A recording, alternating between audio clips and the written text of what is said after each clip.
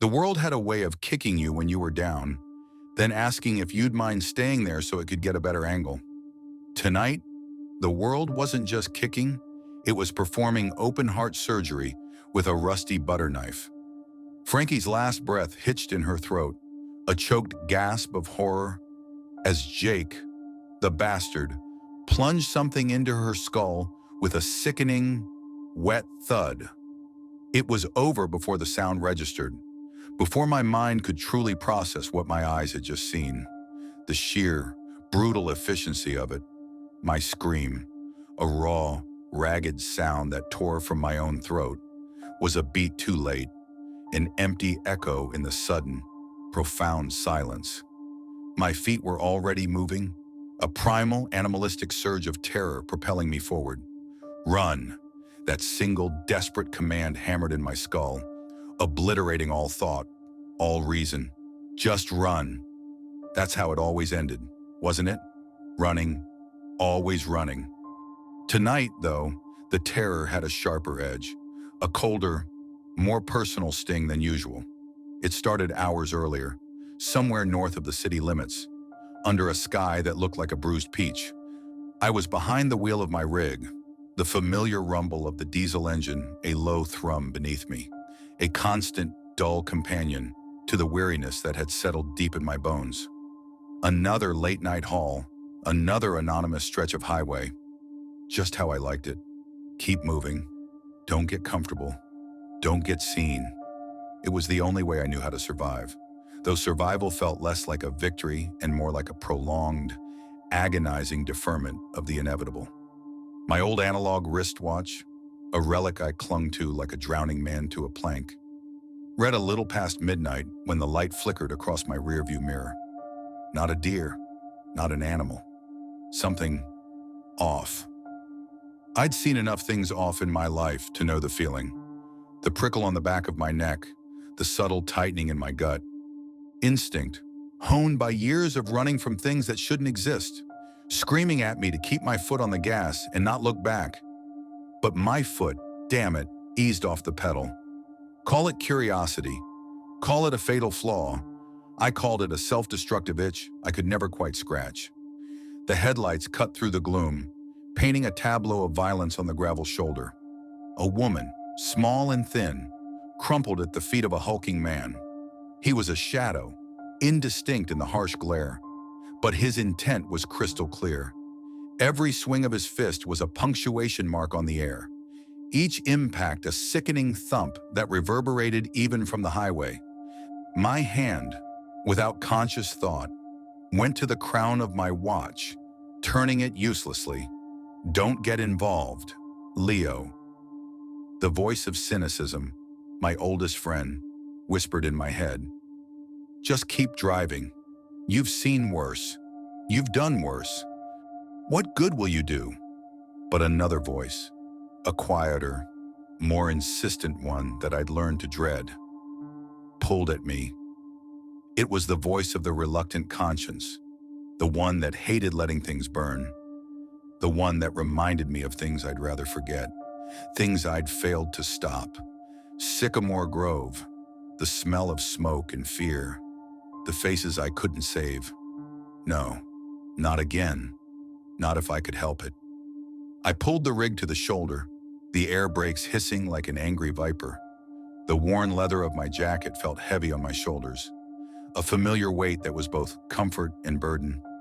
A couple of quick checks, doors locked, go bag under the seat, knife within reach in the glove compartment.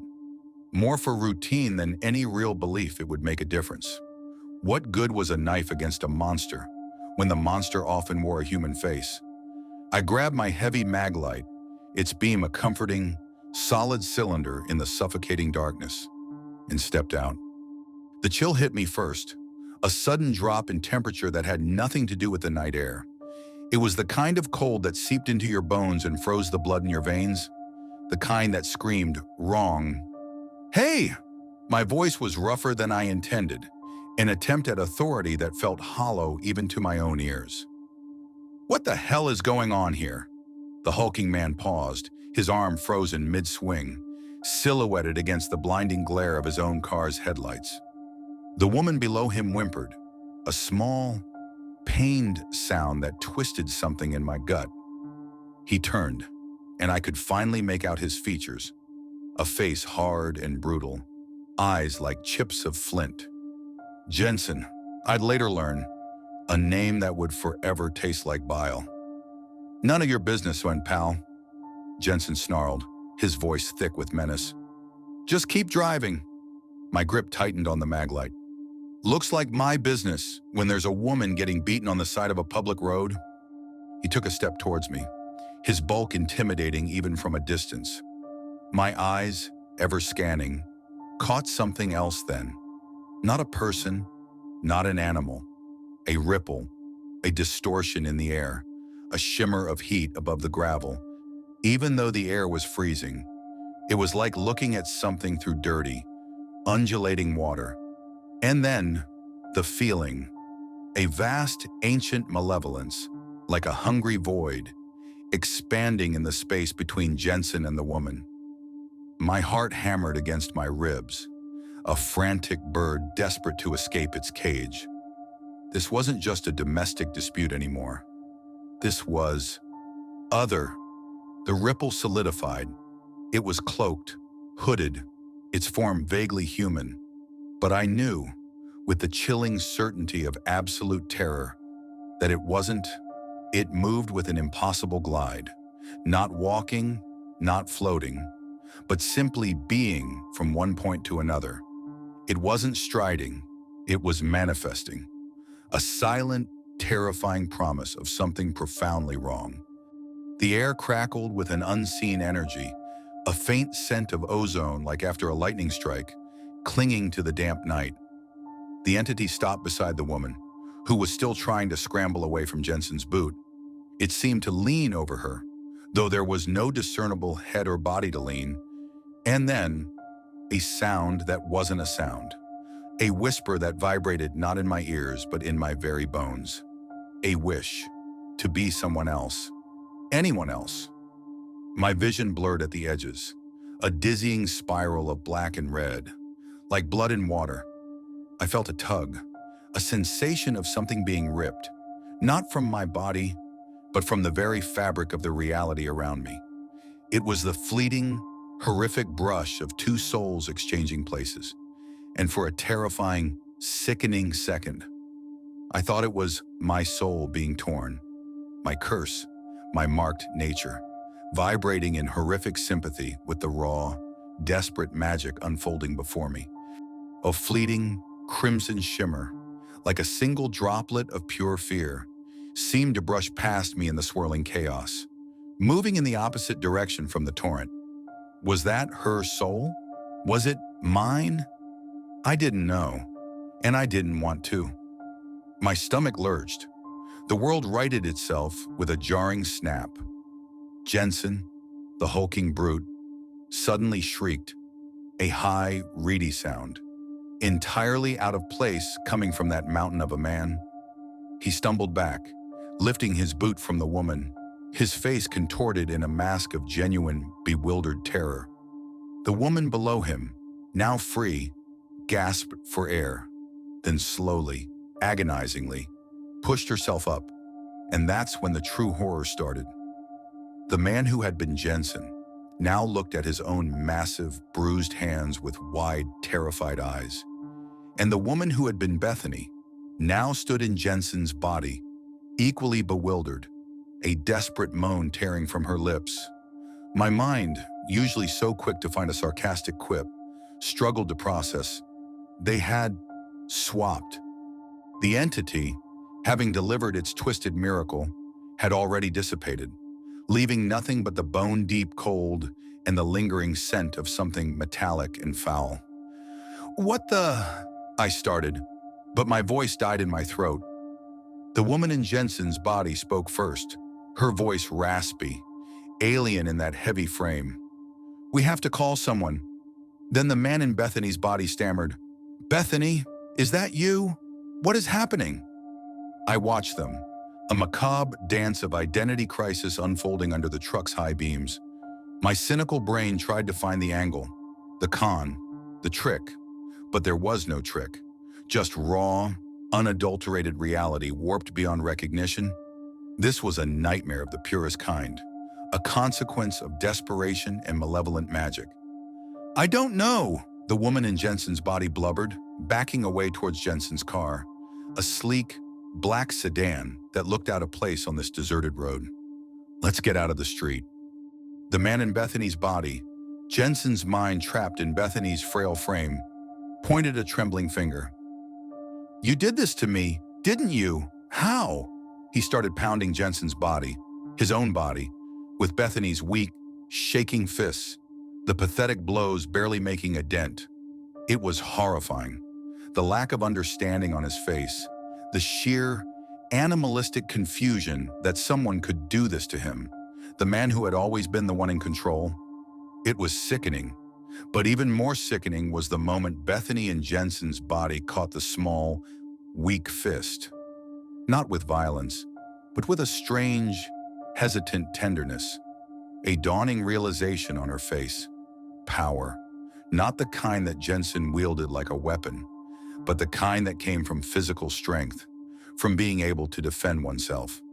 And in that moment, I saw a flicker of something ancient in her eyes. A decision. Get in the car, he ordered, voice still rough but undeniably firm. To my surprise, Jensen in Bethany's body didn't protest. He looked at his shaking fists, the marks of abuse still fresh on her body, then back at the formidable frame of his former self. He complied. They clambered into the sedan, the woman in Jensen's body taking the driver's seat, and sped off into the night. I was left alone on the highway, the stench of ozone and damp earth hanging heavy in the air, a single drop of something dark and viscous glinting on the gravel where Bethany had lain. My heart was still hammering, but my mind, ever the cynic, was already cataloging. A wish, a cloaked figure, a body swap, and I was the only witness. Great, Leo. Just what you needed. Another reason to look over your shoulder every damn second. My hand went to my watch again, checking the time that didn't matter. Another tick on the cosmic score sheet of my fucked up life. Another horror added to the growing pile. I got back into my rig, the cab suddenly feeling too small, too vulnerable. The silence of the highway, usually a comfort, now felt like a predatory hush. I should have driven, should have just kept going. But the image of Bethany's eyes in Jensen's face, the flicker of agency, the desperation, it kept me rooted. My reluctant conscience, my curse, whatever you wanted to call it, had already decided for me. I started the engine and pulled back onto the road, following the direction they had gone. The sedan wasn't hard to spot. Jensen, even in Bethany's body, wasn't a subtle man. I kept a safe distance, watching them weave through the bending country lanes. The woman in Jensen's body was driving with a fierce, almost desperate focus. Jensen in Bethany's body was hunched over, gripping the handle above the door, visibly struggling. My jaw ached. I could almost hear the internal monologue of the woman, the one now inhabiting Jensen's frame. Why am I trying to save him? She'd be thinking. I should have left him at the side of the road. It was a thought I was intimately familiar with myself, one I'd wrestled with after every time my conscience dragged me into trouble. The cold, logical part of my brain, the part that had kept me alive this long, screamed for self-preservation. But the other part, the part that still remembered the Sycamore Grove fire, the helpless screams, that part always won. Or, more accurately, lost. They pulled into a driveway in front of a small, slightly ramshackle house. Frankie's house, I later pieced together. And that's when the situation escalated from bizarre to actively dangerous. A Ford Ranger, beat up and covered in derogatory bumper stickers, already sat in the driveway. Jake's truck, Jensen's friends. Of course, the world always found a way to make things worse. My stomach clenched. Jensen alone was a monster. Jensen with his pack, a whole different kind of terror. I parked my rig down the street, melting into the shadows. A silent, unwilling sentinel. The woman in Jensen's body hesitated, her posture stiffening, but Jensen in Bethany's body, that vile, entitled creature, already had the passenger door open, a horrific smile stretching Bethany's bruised lips. He chuckled, a sound that curdled my blood. "You wanted to talk to Frankie. Let's talk to Frankie." The absolute, unshakable arrogance of the man, even when trapped in a body he despised. It was chilling. He pounded on the door. I saw the woman in Jensen's body turn to him, whispering something, probably begging for caution. But Jensen in Bethany's body just scoffed. "We're not going to explain anything. Do you want them to think we're crazy?" The sheer lack of self-awareness. It was almost laughable, if it wasn't so profoundly disturbing. The door opened a crack, revealing a scared-looking woman, Frankie. Her eyes went from Jensen in Bethany's body to the woman in Jensen's body, and then she gasped, whimpering, "Beth!" Her face contorted with disgust as she looked at the hulking figure of Jensen, now inhabited by her friend. Jensen in Bethany's body, still trying to play the part, said, "Nothing. He crashed the car." A lie, of course. A terrible, transparent lie. Frankie's eyes, wide with fear, went to the bruises on Bethany's face, then to the massive hands of Jensen in Bethany's body. She said, "You need to go to the hospital." The woman in Jensen's body tried to interject, to get Frankie to come with them, to get help. But Jensen in Bethany's body smoothly cut her off, his voice cloying and false in Bethany's throat. "I was being silly, honey. These are just cuts and bruises. They'll heal. You're so dramatic." The casual cruelty of it, spoken from the very lips of his victim, it made my skin crawl. Then the cavalry arrived. Jake, Matt, and Liam. 3 Neanderthals who walked like they owned the ground beneath them.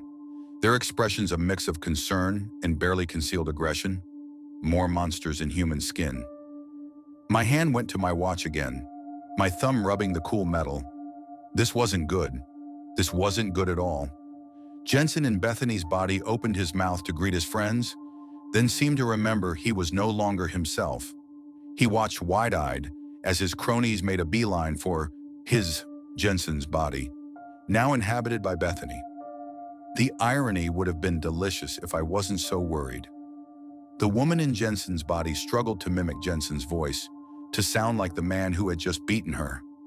"Hey guys, listen, I know I said that we should do this, but I've changed my mind. Let's go home." Jake scoffed, eyeing Jensen's body. Bethany suspiciously. "What? No, we drove all the way here for you.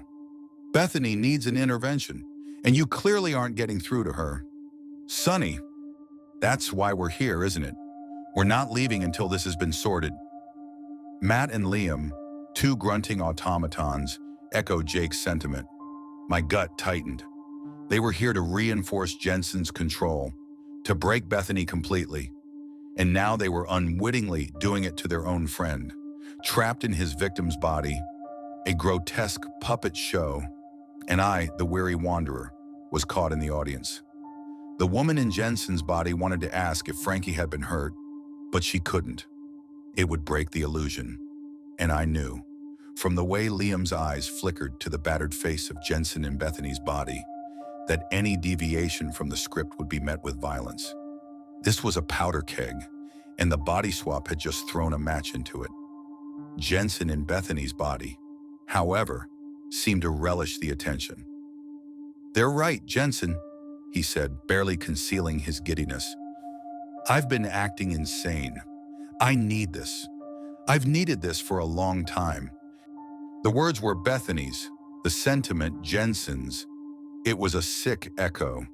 "Shut the up, bitch," Jake growled, eyes narrowed at Jensen in Bethany's body. "I wasn't talking to you, was I?" The shift was instantaneous.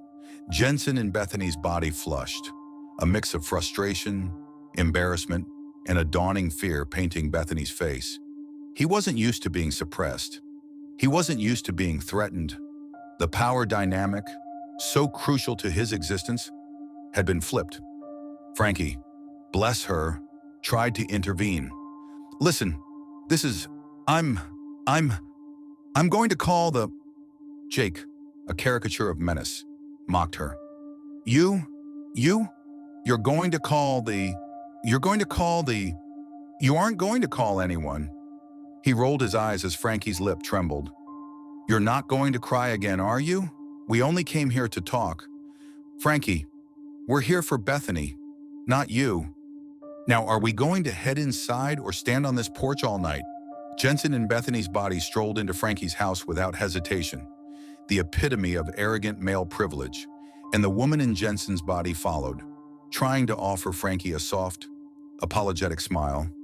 A smile that Frankie, seeing her friend's abuser's face, could only interpret as a cruel grin. This was a nightmare of miscommunication, a hell of mistaken identity. I felt a cold dread settle in my chest, a familiar friend. Inside, the living room felt claustrophobic. The air was thick with unspoken tension, the kind that made the hairs on my arms stand up. I watched from the shadows of the street, my senses stretched to their limit. Now, Bethany, do you know why we're here? Jake asked, his voice dripping with false concern. Jensen in Bethany's body replied, using a sweet tone that utterly betrayed Bethany's true feelings. Yes, I do. I've been horrendous. I know I said I wanted to run to Frankie, but he really made me see how stupid I was being. I'm just a coward sometimes, I suppose. Frankie, no offense, but we're not even friends anymore, and are we? It's all about Jensen and me now. That's my focus. We just need a little work. Matt, the idiot, nodded sagely. Relationships are hard, but you've got to trust Jensen. He's a good man. He's put up with a lot from you. You know, you're lucky to have him. Frankie scoffed, a tiny, defiant sound. Have you got something to say, bitch? Liam asked, his voice flat and dangerous. Leave it, Jake interrupted, eyes still fixed on Bethany and Jensen's body. We aren't here to fix her. We're here to help our buddy. The woman in Jensen's body, sensing the escalating tension, tried to intervene. Beth, let's go upstairs for a second and have a private word. Her heart, I could feel it, must have been pounding. She was trying to protect Jensen, even after everything. Her damned conscience, just like mine. Jensen in Bethany's body rolled his eyes. No, babe, we should stay here and listen to what the boys have to say.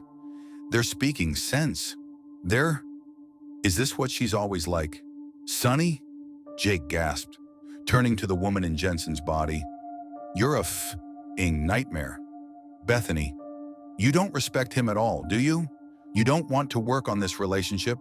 Go upstairs and talk to him. We'll be waiting down here. A moment of genuine shock flashed across Jensen and Bethany's body's face. Nobody had ever spoken to him like that.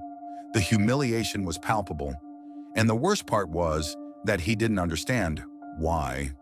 But the woman in Jensen's body did. She knew these men. She knew the danger. My gut clenched in sympathy. I knew that fear. I felt it almost constantly, reluctantly. Jensen in Bethany's body nodded and followed the woman in Jensen's body upstairs. A brief reprieve. I allowed myself a single, ragged breath. Through the thin walls, I could hear their muffled voices. Jensen in Bethany's body, his voice small and whining, asking what the f was happening. The woman in Jensen's body, voice still rough, trying to explain the reality of the situation, the body swap, the entity. And then the chilling shift. Jensen in Bethany's body's dawning, horrifying realization. He saw it not as a curse, but as a lesson. A cosmic intervention designed to make Bethany, now in his own abused body, understand his perspective. His unshakable narcissism, his inability to comprehend true empathy, was breathtaking in its monstrosity. He truly believed he was the victim, and this was all for her benefit. "That doesn't sound right, Jensen," the woman in Jensen's body said, her voice laced with dread, but he was already going back downstairs. "Let's finish this," he announced, his voice sickeningly cheerful in Bethany's ruined throat. "We'll sort everything out, then we'll end up back in our bodies. And you'll never be an ungrateful little bitch ever again. You'll finally appreciate what you have." My blood ran cold. This wasn't going to end well. I gripped my mag light tighter, my knuckles white.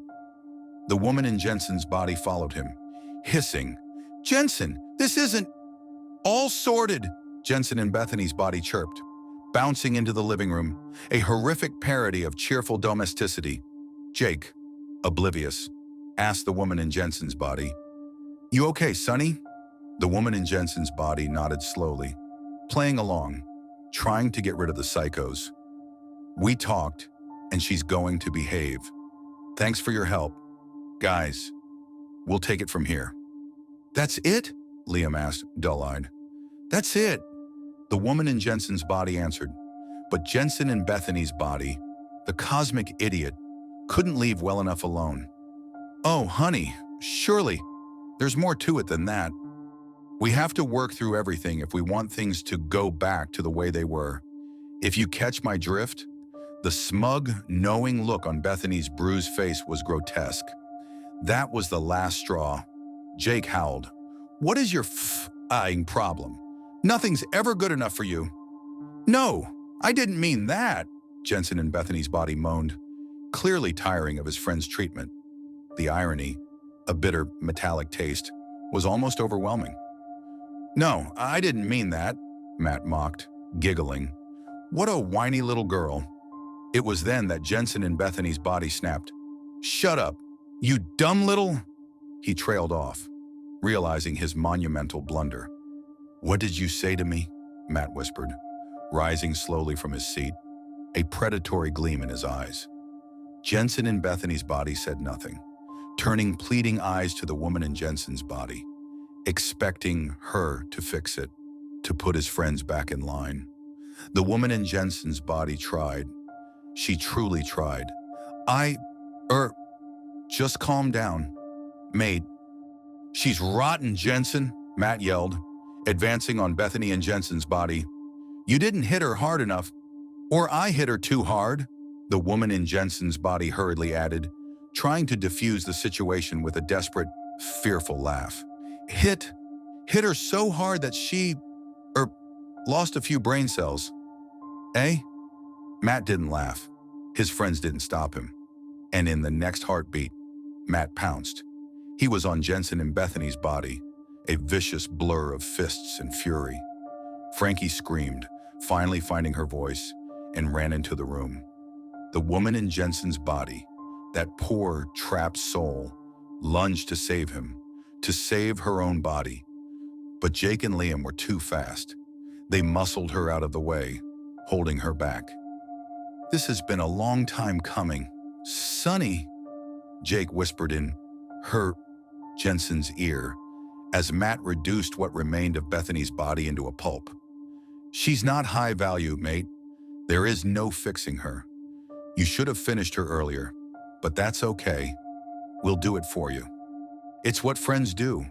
I watched from the street, my breath locked in my throat, a cold, hard knot of fear coiling in my gut, the sheer, grotesque horror of it. Jensen, the abuser, being beaten to death by his own friends, while wearing the ravaged body of his victim, his eyes in Bethany's face, wide and blood-soaked, finally reflecting the sheer, animalistic terror that Bethany must have known for years. The realization dawning on him that this frail, depleted body had no fortitude, no escape, but even that, I knew, paled in comparison to the horror the woman in Jensen's body was forced to endure, watching her own physical form being systematically destroyed, all hope of returning to her true self dying with every blow. After a minute of relentless aggression, Matt finally stopped. Jensen in Bethany's body lay still. My body stopped moving. "No!" Frankie screamed, Finally breaking free of her paralysis, rushing out of the room, through the open front door. "Stop her," Jake calmly ordered Liam, and that's when I unfroze. The decision was made. The die was cast. My reluctant conscience, my goddamn fatal flaw, had won. I wasn't going to just watch. Not again. With a sudden, explosive surge of adrenaline, I launched myself forward. My worn leather jacket, a second skin, chafed against my shoulders. An elbow to Liam's jaw, a grunt of surprise from him. A knee, hard and precise, to Jake's gut, doubling him over. I slipped between them, past their stunned faces, a ghost in the chaos, and followed Frankie out the door. "Help!" Frankie screamed, darting into the street. Matt, now recovered, hot on her heels. I lunged, arms curling around Matt's stomach, a bone-jarring tackle to the tarmac. We hit the ground hard, the impact jarring my teeth. "What are you doing?" Matt gasped, wrestling in the road. "Get off me, a hole! The bitch saw everything. We have to kill her." I responded with a well-aimed thump to his head, a sickening crack of bone against asphalt. Matt lay still. The ease of it, the cold efficiency, sickened me. My hand, without thinking, went to my wrist, my thumb tracing the dial of my watch. A nervous tick, a grounding mechanism in a world that had just tilted on its axis. Frankie had stopped running, staring at me in silent confusion. "What is happening out there?" Jake called from the front door, his voice laced with confusion. "Jensen?" "What are you doing?" Frankie asked, her voice a reedy whisper. "Frankie, I need you to listen to me," I said, walking slowly towards her. The cold, analytical part of my brain was already working. The cynical part. I had to protect her. I had to get her to understand. "We have to get out of here." "You killed Bethany," she sobbed, stumbling backward, arms outstretched, desperate to escape me. "You're monsters and you're all going to rot in prison. Help!" "It's me, Frankie," I said, trying to infuse my voice with something she'd recognize, some echo of her friend, despite the obvious absurdity. "It's Bethany," she gagged. "You're sick. You're all sick." I had to give her proof. Something only Bethany would know. Something from her past, a shared intimacy. My mind raced, grabbing at fragments. 2007, White House Camp. You told me that you'd never seen anything as beautiful as that blue and purple butterfly. Remember, we were looking up at the stars and... "Don't!" Frankie gasped, haunted by the memory. "That's not your story. It's not something that I would have ever told Jensen," I pleaded, following her down the street as she slowly reversed, not daring to turn her back. "I'm Bethany." "Grab her! Jensen!" Jake yelled from the distance, Liam already moving to obey. "You have to believe me, Frankie," I said, my voice strained. "Why would I lie? There's something wrong with you," she panted. "Somebody, help me!" I made a wish. "Frankie," I said, the words tumbling out, desperate. "I wished to leave my body, and I entered his. He entered mine. Matt killed Jensen, not me." The truth, unvarnished and unbelievable. "Stop it," Frankie wailed. "Just leave me alone. Somebody, please." "You said the butterfly must have had babies in your stomach because that was the way Gary Hurt made you feel," I said, pushing the final, intimate detail, the one that broke through the fear and denial. Why would I know that if I were Jensen? Why would I have ever told him that story? It's me. I'm Bethany. Frankie stopped walking, finally, her eyes, wide and terrified, locked onto mine. I saw the processing happening behind them, the impossible truth clicking into place, the shared secret, the profound intimacy, something no one else could possibly know, something Jensen would never have been privy to, no matter how much he tortured her. She looked at me, really looked at me, And in Jensen's face, she saw something she'd never seen before. Emotion. Raw, terrifying, desperate emotion. "That's why we came here," I continued, hearing the grunts of Jake and Liam behind me, getting closer. "You must know what caused this, Frankie? How I ended up in his body." "Why would I know anything about this?" she asked, her voice a thin thread of disbelief. "I don't know what's happening. Is this even real? I'm having a psychotic break?" "I saw something, Frankie. It came to me in a hood, offered a way to escape my death. I just had to want it, and he granted that wish in the most awful way," I said, the words a bitter confession. The entity, the thing that had pulled me into its orbit, that had twisted these lives into a new, horrific knot. "I told him," Matt interrupted, suddenly behind me, a hand clamped roughly on my shoulder, his voice raspy. He must have regained consciousness. "Told him we shouldn't help you. You're a wimp, Jensen, and you're weak. You were really going to save this bitch over us, huh? We did this for you, but I'm not going to prison for you. I didn't even want to be here." I turned to face him, holding up my hands defensively. "Matt, I'm sorry for hitting you. Just let her go and we'll—" My words were halted by two firm hands roughly grasping my throat. "Liam." The world spun. The night's loop was complete, like some terrifying, cosmic punchline. I was back at the start, feeling the life squeeze out of my soul, the crushing pressure on my windpipe, the black spots dancing at the edge of my vision. Why had I been forced to suffer? Why had the unholy being, that cloaked monstrosity, not simply let my nightmare end on that road beneath Jensen's boot? Why had it dragged me into this deeper hell? My struggle was futile. My strength, Jensen's strength, was useless when two men held me down. The clunk of something heavy against flesh and bone brought me back to agonizing life. Frankie. She had bludgeoned Matt's head with a rock, a jagged piece of the very ground we fought on, plucked from the grass beside the road. His body crumpled to the tarmac, lifeless. The grip on my throat released, and I gulped in air, my lungs burning.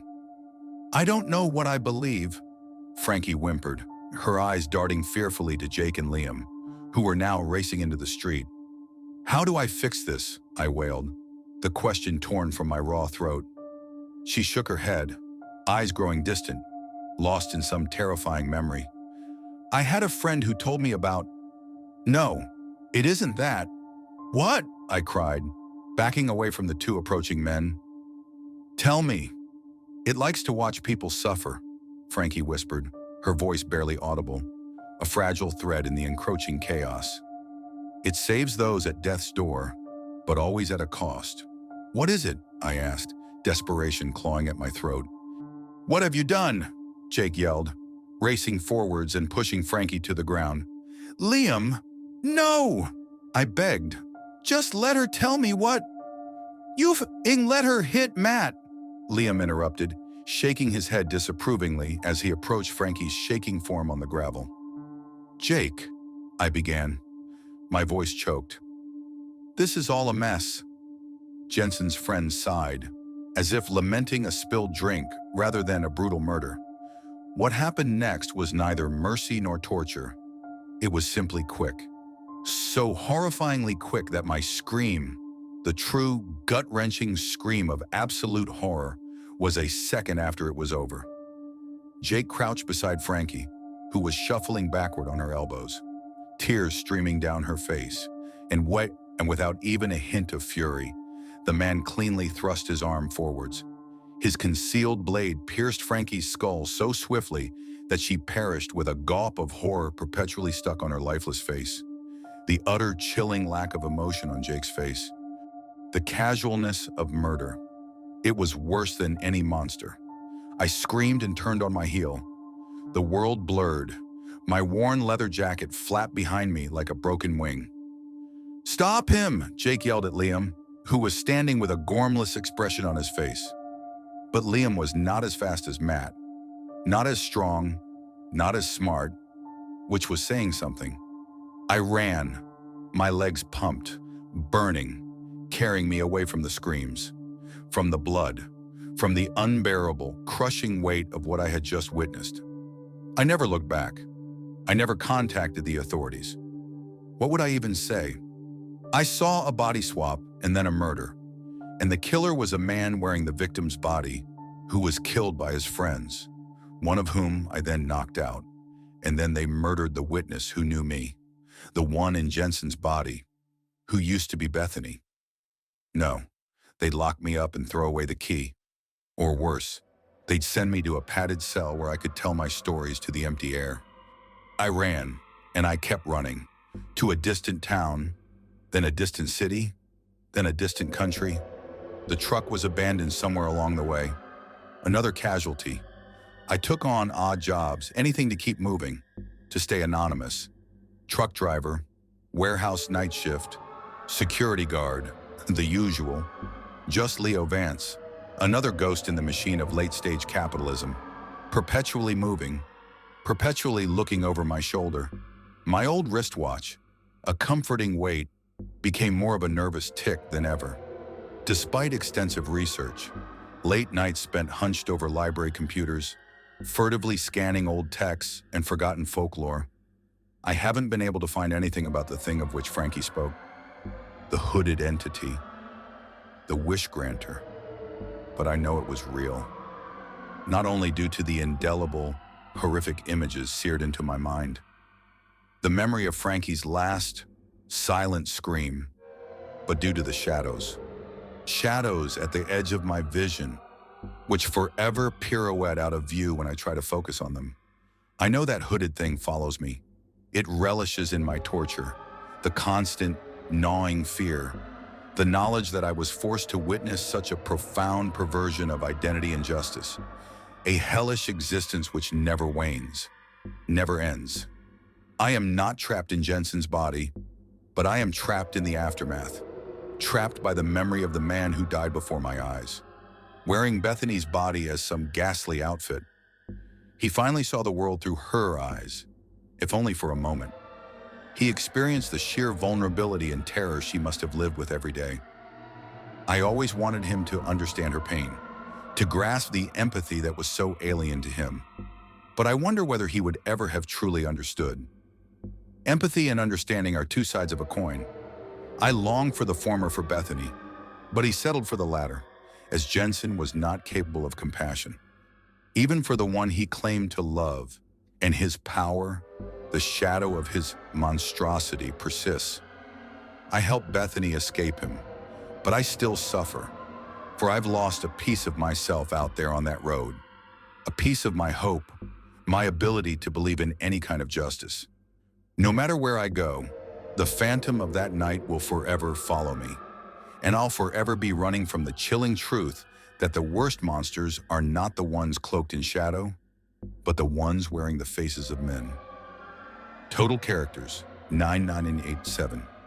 The metallic tang of ozone, thick and acrid, was the first thing that hit me, not from the server racks humming their endless, mechanical dirge around me, but from the sickly glow of the terminal screen. Then came the face, my face, calm and disturbingly resolute, as it raised a gun to its temple. I heard the wet, choked thump as the sound carried across impossible distances and realities, followed by the sickening slide of something heavy hitting the floor. My guts twisted into a Gordian knot, the kind of cold dread that bypassed the brain and went straight for the ancient reptilian fear lodged in the spine. I tasted ash, metallic and bitter, a phantom taste of a fire that hadn't happened, or hadn't happened yet, a memory of burning timber and distant screams that were not my own, but felt like they were woven into the very fabric of my being. But before I reached that grotesque reflection, before the true horror of what humanity was willing to do to itself solidified into an undeniable truth, there was the hum of servers, the dull throb of a headache, and another long, empty night shift stretching before me. The old analog wristwatch felt heavy on my wrist, a comforting weight in a world that rarely offered such solace. I checked it again, Not for the time. The digital clock on the wall glared 02:17 a.m., mocking the antique hands, but as a nervous tick, a familiar anchor. The worn leather of my jacket chafed slightly as I shifted, leaning back in the rickety office chair, listening to the incessant, low-frequency thrum of the servers in the abandoned data center. Another graveyard shift, another few dollars earned in the quiet, forgotten corners of the world. It was how I liked it, how I needed it, anonymous, transient, away from, well, away from everything that felt too permanent, too real, too likely to explode into a fresh hell. This place, a forgotten wing of a tech conglomerate that supposedly specialized in future-proofing infrastructure, was usually dead quiet. Just me, the occasional rat, and the silent, blinking sentinels of forgotten data. My job was simple: walk the perimeter, check the locks, and make sure no one bothered the rows upon rows of humming steel cabinets. Boring, tedious, perfect. It kept my mind from wandering too much, from drifting back to the whispers of a past I mostly couldn't remember, or the screaming silence of the things I couldn't forget. Tonight, however, was different. A flicker on one of the old unmonitored terminals in the main control room had caught my eye an hour ago. Just a ghost of a pixel, a single green spark against the black. Curiosity, that persistent, regrettable flaw of mine, tugged at me. It usually led to trouble. But then again, what didn't? I walked over, my heavy boot falls echoing in the cavernous space. The screen was old, a CRT monitor from the 90s, yellowed with age.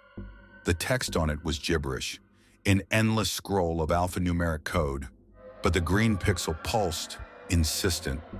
I brushed a layer of dust from the keyboard, my fingers thick and calloused from years of manual labor. Hesitated. Every instinct screamed, "Don't touch it. Leo, walk away. Go check the loading bay. This isn't your problem." But then that other voice, the one that usually got me into trouble, the reluctant conscience, whispered, "What if it is? What if it's something?" I typed a random sequence, something from an old movie, and surprisingly, the gibberish vanished, replaced by a single, stark phrase: "Access granted. Foresight protocol, alpha initiated." My brow furrowed. Foresight sounded like something out of a bad sci-fi flick. But the screen hummed with a new energy, the old monitor's glass buzzing against my fingertips. A cascade of information, far too complex for my tired brain, began to flow. Graphs, probabilities, projected timelines. It was like peering into the world's most terrifying crystal ball. My cynicism, usually a thick shield, began to crack. This wasn't just data. This felt real, too real. Then came the alerts. Not gentle pings, but a screaming, strobing DEFCON 1 notification that filled the screen with an angry red glow. Apocalypse imminent, 65% probability within 96 hours. I leaned closer, my heart thumping a ragged rhythm against my ribs. My initial thought was, figures, the world's ending, and I'm stuck here watching a glorified screensaver. But even my gallows humor felt hollow in the face of such a stark, impossible warning. The screen shifted, displaying what looked like live feeds from multiple locations. Remote cameras, I realized miniature drones. They zipped through cityscapes, deserted streets, places I vaguely recognized. And then the carnage, streaks of dark, clotted blood smeared across pavement. Not like a messy murder, but like something had been dragged. Mangled corpses, twisted into grotesque poses, their limbs splayed at unnatural angles. This wasn't riots. Riots left broken glass and burning cars. Sure, but they didn't rip people apart like wet paper dolls. And these bodies, they weren't scattered. They were in lines, as if a stampede had come to a sudden, violent halt, as if they'd been running. I remembered the old house, the way the shadows had played tricks, the way the air had grown heavy, suffocating. The sheer, unadulterated terror of something else being there. Something that didn't belong. This footage, this bleak, impossible future, dragged me back to that same primal fear. It was the same wrongness, just writ large, splashed across an entire city. My finger instinctively went to my watch, tracing the cool metal bezel. What the hell was I looking at? And why did this dormant system suddenly spring to life for me? I didn't have any answers, but I had a knot of ice in my stomach, growing tighter with every new image. The screen flickered again, tuning into a garbled radio transmission. It took a few moments for the ancient system to clear the static, but then a voice, unmistakably the President of the United States, cut through the hiss. He sounded tired, broken, like a man who'd seen too much of the night. My fellow Americans, to those of you who are left, we are fighting as hard as we can. The situation on the West Coast has continued to deteriorate. The incident in Reno a few days ago has spread throughout Nevada, into California, Oregon, Washington, Arizona, Texas, Utah, Idaho, Colorado, Wyoming, Montana, and Oklahoma. The bugs have also been confirmed to have crossed the borders into Canada and Mexico, and reports indicate that the situation is dire. To those of you still alive in the affected states, I urge you to remain in your homes. Remain indoors, away from the outside. We will send help if we can, but until then, you must survive as long as you can. Bugs, not a clever code name, but literal bugs. I'd seen things that crawled, things that skittered, things that twisted human flesh into grotesque parodies, but never on this scale. Never an entire nation collapsing under the weight of insects? My mind immediately went to the cold dread of that isolated farmhouse, the feeling of something scuttling just out of sight, just beyond the edge of perception. This was that nightmare, amplified a million times over. The president's voice faded back into static, but the implications hung heavy in the air, a sickening stench of fear and decay. Reno, that was where it started. The system, seemingly reading my unspoken thought, began to reroute the active probes, focusing them on the city. The display shifted, showing various time markers, ranging from 24 hours past to 168 hours future. It was like looking through a window into different moments of impending doom. Most of the feeds from the future timelines showed the same blood-stained disaster, cars torn open, not with tools but with something immense and brutal, buildings with gaping holes, as if something had just ripped its way through the walls, and the creatures themselves. The first was a fly, massive, buzzing with a sound that would rattle your teeth loose, feasting on a corpse in the street. Disgusting, but not terrifying in the way the previous horrors had been. Then came the mantis, tall as a man, its segmented body gleaming with an impossible bark-like texture. It moved with a horrifying predatory grace, its forelegs scything through the air. A probe, zipping too close, was batted out of existence with casual brutality, just gone. Another moment, another small terror that reminded me of the fleeting nature of life, the sheer fragility of being, a lesson I'd learned, unasked, too many times before. The camera feeds kept coming, giant, hairy spiders, the size of pickup trucks, scuttling through ruined alleyways, their multiple eyes glinting with a cold, alien intelligence. Spiky grasshopper-like things, leaping across rooftops, their mandibles clicking with an unsettling hunger. Centipedes, dragonflies, moths, some seemingly harmless, others clearly predators. They swarmed out of Reno like a tide of chitin and legs, an unholy exodus from an insectophobe's worst nightmare. So many of them, all of them. I sat there, mesmerized and repulsed, for what felt like hours, though my wristwatch insisted it was only 30 minutes. Where had they come from? A biological weapon? A genetic experiment gone wrong? If so, why no warning? My brain, already frayed from a lifetime of inexplicable horrors, struggled to find a logical framework. There was none. Just the horrifying, undeniable fact of these things. Crawling, leaping, tearing. The system, as if responding to my confusion, automatically began pulling up older footage, rewinding the timeline. It zeroed in on Wednesday and Thursday of the previous week. I saw more of the city, eerily normal for a time.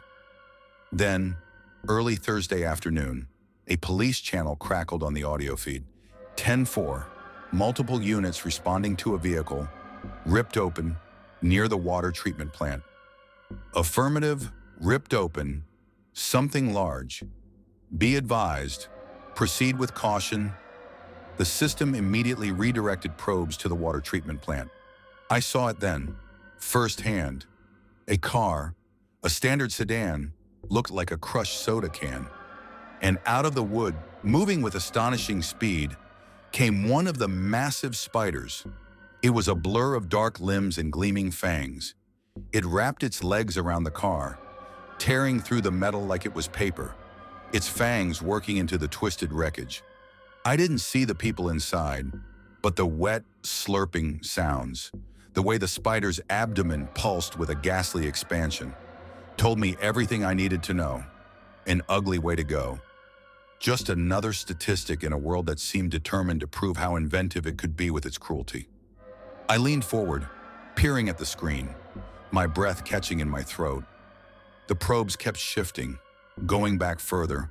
Half an hour before the attack, the spider was there, moving through the dense foliage, clearly coming from the treatment plant. Interesting.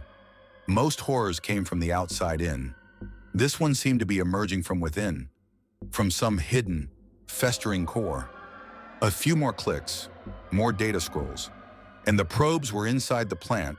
An hour before the attack, 2 drones, like tiny mechanical insects themselves, navigated a large pipe, the same one the spider had emerged from. The air inside was thick with the smell of stagnant water and something else, something cloying and sickly sweet, like rotting fruit. The pipe opened into a vast, cavernous chamber, filled with massive vats of treated water, and there, amidst the industrial machinery, was the spider, resting, waiting, a sentinel. I kept the probes away from it, directing them deeper into the plant. More bugs, smaller ones, but still monstrous. Dead bodies, too, scattered amidst the equipment, half-eaten, signs of cannibalism amongst the bugs themselves.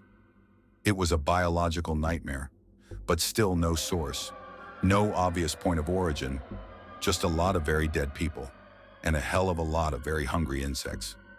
It was like a particularly bad dream I once had about being trapped in a house that was slowly turning into a hive. Every surface crawling, every shadow a potential new horror. The cold dread from that dream clung to me, chilling me to the bone even in the warmth of the server room. I sent the drones back again. One went back a full day, the other only 2 hours. The feed from a day ago showed a normal water treatment plant, clean, operational, no corpses, no giant bugs, just the steady hum of machinery. Peaceful, ominously so.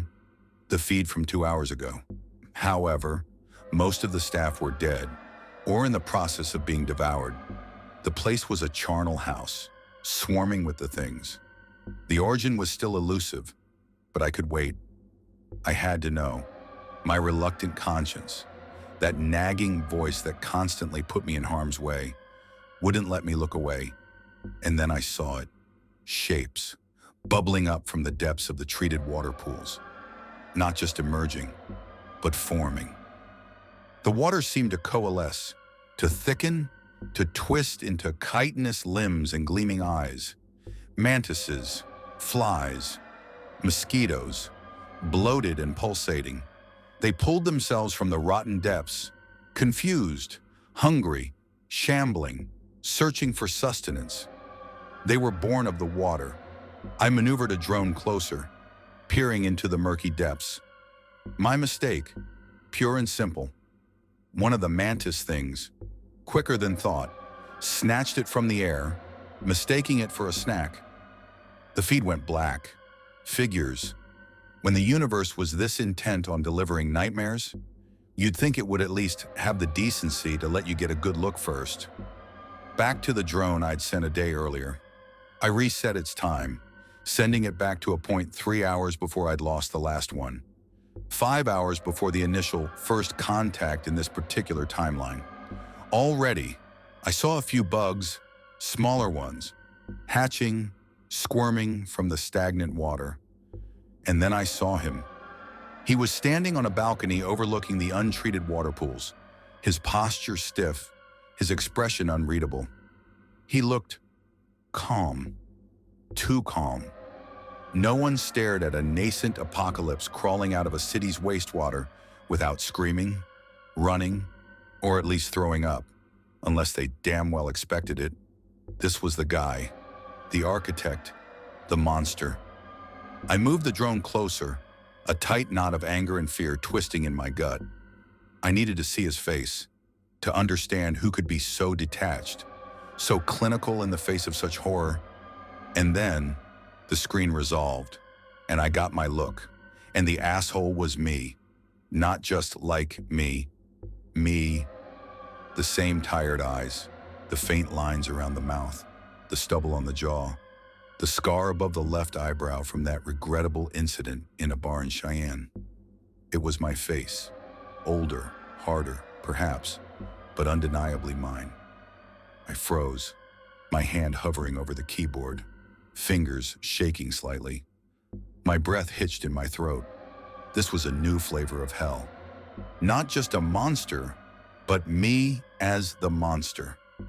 My mind flashed to the stories I'd heard, the old whispers of doppelgangers and shadow selves, and the chilling realization that the deepest horror might not be what you face, but what you become. As I sat there, utterly disbelieving, the man on the screen, me, slowly turned his head. His eyes, my eyes, locked onto the drone, straight into the lens, straight into my own shocked gaze. And then he smiled. It wasn't a friendly smile. It was a cold, knowing, almost pitying smile. The smile of someone who held a terrible secret and knew I was about to share it. Without breaking eye contact, he reached into the pocket of a familiar-looking worn leather jacket. A chill ran down my spine, and pulled out a piece of crumpled paper. He unfolded it deliberately, revealing a set of numbers, a radio frequency, in bold, black lettering. He was sending me a message. My future self, my alternate self, the architect of this monstrous plague, was communicating with me. My palms were suddenly slick with sweat. My heart hammered against my ribs. A frantic drum solo. Should I listen? Every fiber of my being screamed no. This was insanity. But that reluctant conscience, that fatal flaw, whispered, what if it's important? What if it's the key? What if it explains everything? I sat in silence for a long time. The only sounds the whirring of the servers and the frantic thumping of my own heart. The man on the screen, my grotesque reflection, went back to studying the horrors emerging from the water. He seemed utterly, chillingly serene. Then he turned and walked away, towards the offices within the plant. I made the drone follow him, a silent, unseen specter. He didn't seem to mind. Every now and then, he glanced back at the camera, that same chilling smile playing on his lips. He knew I was there. He wanted me to be there. He entered the offices, the door swinging shut behind him with a dull thud. He locked it, then walked over to a cubicle and sat down. He looked at the camera one last time, the smile fading into a weary, almost resigned expression. Then, with a slow, deliberate movement, he pulled out a gun. My stomach lurched. He placed the crumpled paper on the desk in front of him, the radio frequency glaring up at the drone, at me. Then, he raised the gun to his temple. I watched, powerless, mesmerized by the horror. A cold, creeping paralysis locked my limbs. My past traumas, the things I'd seen, the close calls, the faces of the lost, all flashed through my mind. A frantic, silent montage. But nothing had prepared me for this. He pulled the trigger. The sound was muted by the drone's audio, but the image was stark, undeniable. My own head, exploding in a crimson mist. My own body slumping. I watched myself die. It was beyond description, beyond grief, beyond fear. It was a profound violation, a tearing of the very fabric of identity. For a long moment, I just sat there, my hand clamped over my mouth, tasting bile. My eyes, wide and unblinking, were fixed on the screen, on the lifeless form of what should have been me. Then, inevitably, my gaze drifted to the crumpled paper, the radio station, his last words, my last words. I had to know. The compulsion was overwhelming, a desperate need for answers, for understanding, for anything that could explain this obscene act. I tuned the archaic system to the frequency. Static crackled, then a voice, my voice, clear and chillingly calm, cut through the noise. "Hey, Bill!" The name hit me like a physical blow. Bill. So that was his name in this reality, the original narrator. Not Leo Vance. Not me. A chilling thought, a ripple in the fabric of what I thought I knew. I pushed it down. Focus. I know you're probably pretty confused by all this. Trust me, I was too. But you and I both know that I wouldn't be doing this if it didn't make sense. Use your drones. Take a good, hard look into the future of these timelines. Not the immediate future. Give it 100, 200 years. Just look. That's all I'm asking you. Look. The message paused. My hand trembled as I opened the settings for the drone. What did I have to lose? I just watched myself commit suicide on screen. What fresh hell could be worse? So I sent it forward. First by 100 years. The landscape was changed, scarred. Reminders of the bugs were everywhere. Colossal, petrified exoskeletons rising like grotesque monuments. Vast tracts of land still barren, poisoned by the insect tide. Humanity was decimated, clinging to existence in scattered, desperate enclaves. But something else was there. A resilience, a quiet strength, a technology that was rough, utilitarian, but undeniably advanced. Then by 200, the scars were healing. Green shoots pushed through the rubble. The remaining structures were being repurposed, rebuilt with a strange, organic architecture, like bones reinforcing new flesh. People looked different, leaner, wiser. There was a quiet dignity in their faces, a sense of unity forged in unimaginable hardship. The air felt cleaner. The silence, no longer a void of despair, was filled with a profound peace. Then by 300, and I saw it all. A new world, a united world, generations of hardship. Yes, a crucible that had tested humanity to its very core. But out of it, a phoenix had risen. Technology had taken a brutal step back.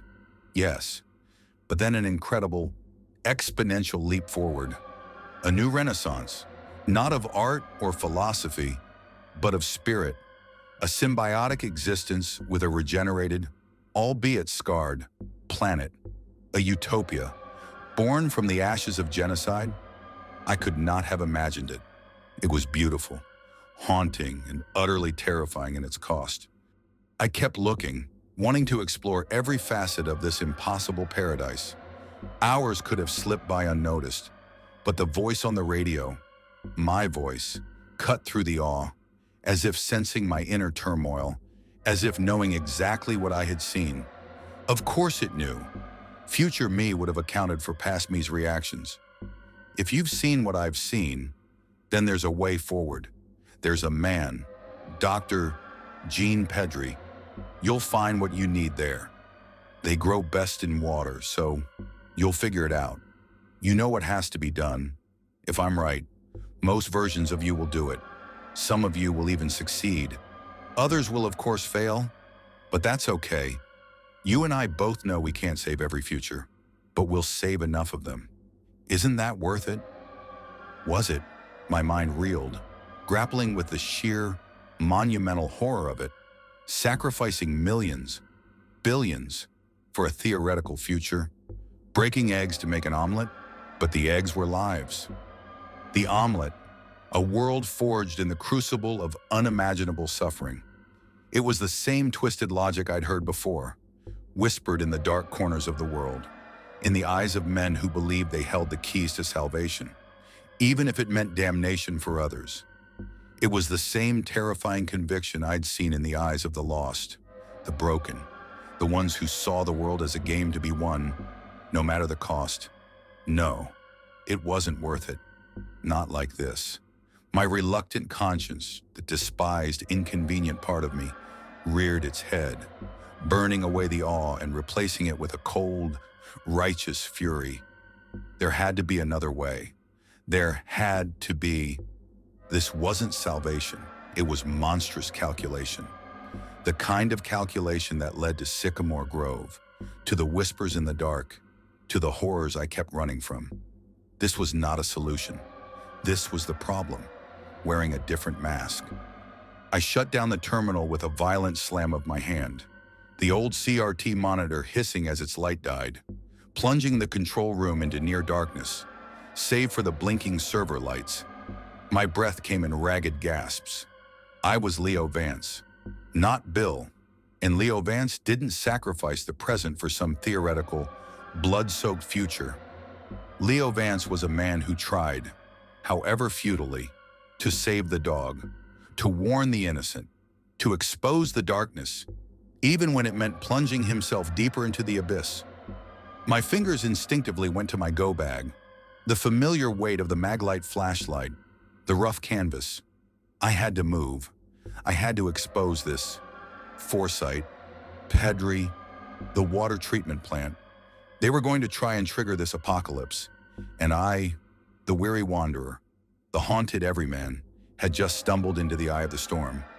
I pulled out my old analog wristwatch.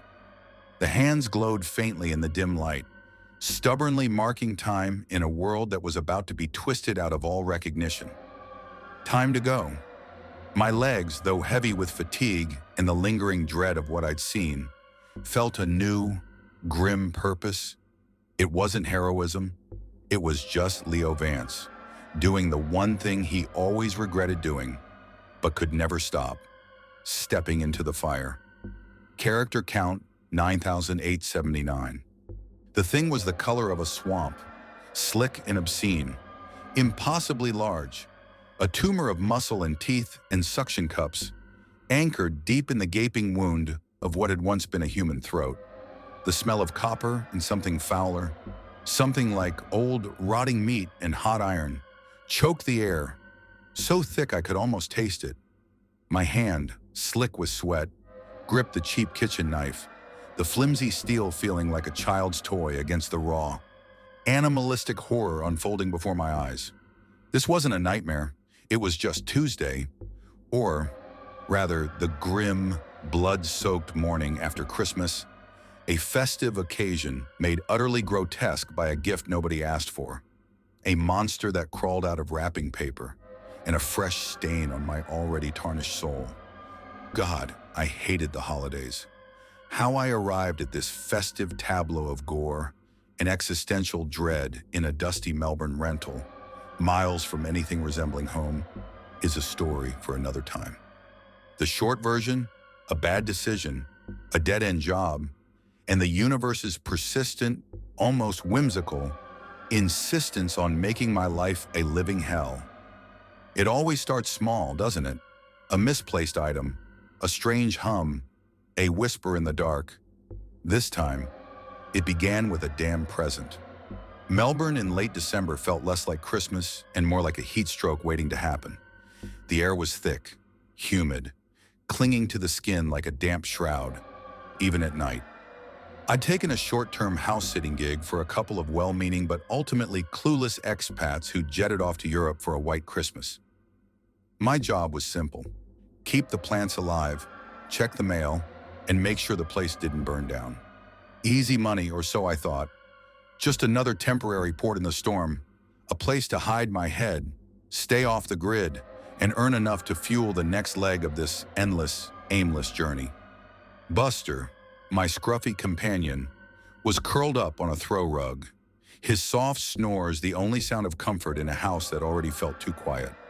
The house itself was a standard suburban brick box, full of the kind of generic furniture you find in every rental, but they'd gone all out for Christmas.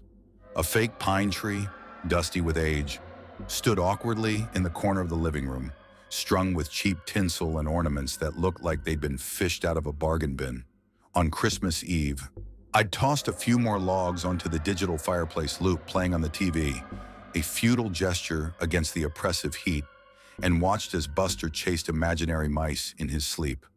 Under the plastic branches, nestled amongst a few legitimate, unopened gifts clearly left by the owners for their returning offspring. I noticed it for the first time. It was a small package, maybe 6 inches square, wrapped in an almost offensively bright shade of green paper, topped with a perfectly symmetrical little red bow. No tag, no indication of who it was for or who it was from. My first thought, the cynical one, was that the owners had forgotten it, or it was a last-minute addition by some distant relative. It wasn't my problem. I mentally filed it under unidentified detritus and went back to wondering why I couldn't just find a quiet corner of the world where nothing bizarre ever happened. A man could dream. Christmas Day passed in a blur of lukewarm, instant coffee and the drone of a cricket match on TV. I fed Buster, walked him around the block, dodging the cheerful, sweating families. The green present remained under the tree, an island of unexplained festive cheer in the corner of my peripheral vision. I made a point of not looking at it directly.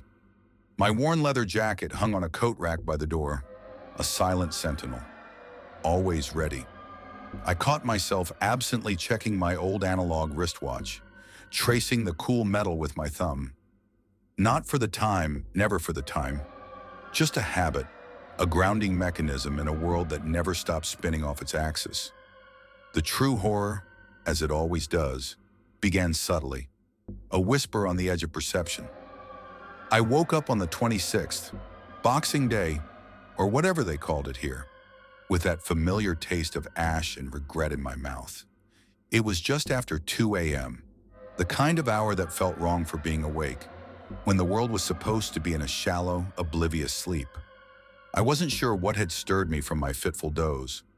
No specific noise, no sudden jolt, just that gnawing sense of wrongness, the one that had become a constant companion since that night in Sycamore Grove, since the phantom hitchhiker and Ethan's sickening smile, since Olivia's beautiful, macabre home.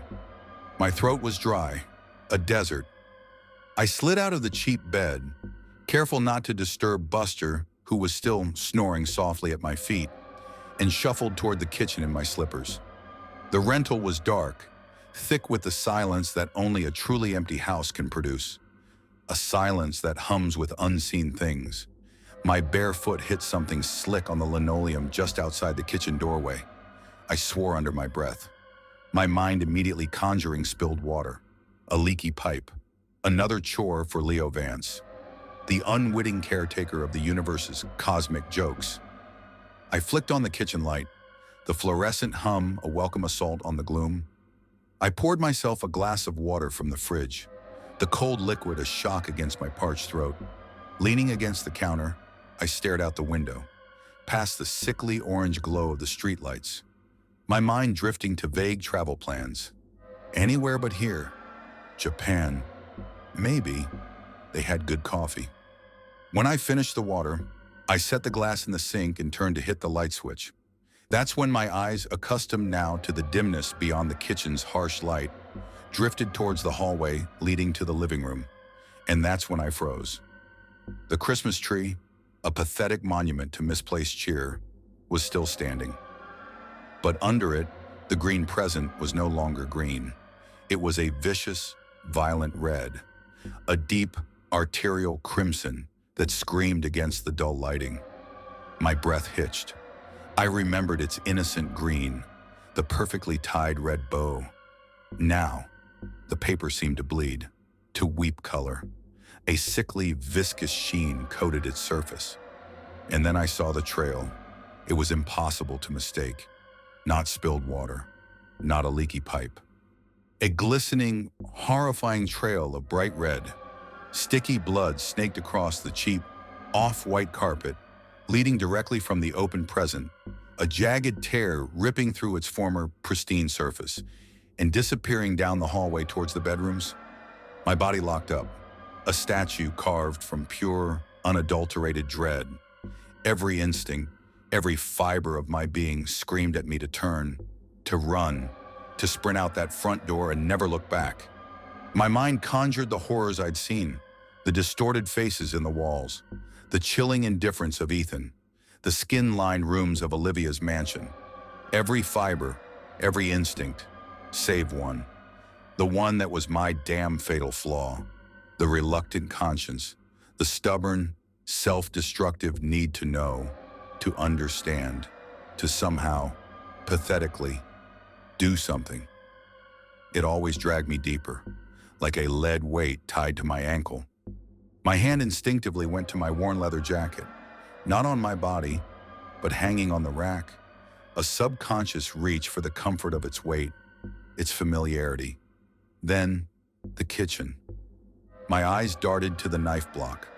I grabbed the largest one, a cheap chef's knife with a dull sheen, the handle slick in my sweating palm. It felt inadequate, a child's toy against whatever nightmare had just peeled itself out of that innocuous wrapping paper. But it was all I had. Buster, a few feet away, stirred. His ears twitched, his head lifted, his nostrils flaring. He let out a low, guttural growl, a sound I rarely heard from him. His eyes, fixed on the hallway, were wide, dilated. He saw it too, or smelled it. "Stay," I whispered, the word a raspy cough. Buster whined, a deep, worried sound, but held his ground, his gaze unwavering. Good dog. I crept forward, each step deliberate, agonizingly slow. The knife felt heavy, then impossibly light. My heart hammered against my ribs, a frantic drumbeat in the oppressive silence. The smell grew stronger as I neared the hallway, metallic and sickly sweet, like a butcher shop in the middle of summer. My stomach churned. The blood trail was undeniable, a crimson river on the pale carpet, leading a direct path to the bedroom wing. My bedroom, my goddamn bedroom, the one where I'd left my go bag, always packed, always ready, but not ready for this. Never ready for this. I imagined the possibilities, each worse than the last. Had someone broken in? Unlikely. No signs of forced entry. Had something come within the house? More likely, given my track record. Was it waiting for me, crouched in the shadows, a grotesque parasite drawn by the scent of my lingering trauma, like a shark to blood in the water? The thought of the NDE, the cosmic farm, the sense of being a cattle for some unseen horror, flashed through my mind. This wasn't just bad luck. This was targeted. The trail led me to the open doorway of the master bedroom, the one I'd been using. My breath hitched in my throat, a ragged gasp. I hesitated, frozen, my hand shaking so violently the knife trembled like a tuning fork. Every fiber of my being screamed at me to turn and run.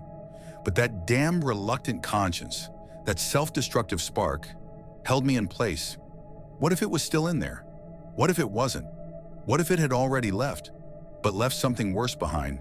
With a sudden, desperate surge of adrenaline, I lunged forward, hand hitting the light switch in one frantic motion. The room exploded into harsh, unforgiving light. My eyes swept the space, desperate for confirmation, for anything. And then I saw it. It wasn't on the bed, not directly.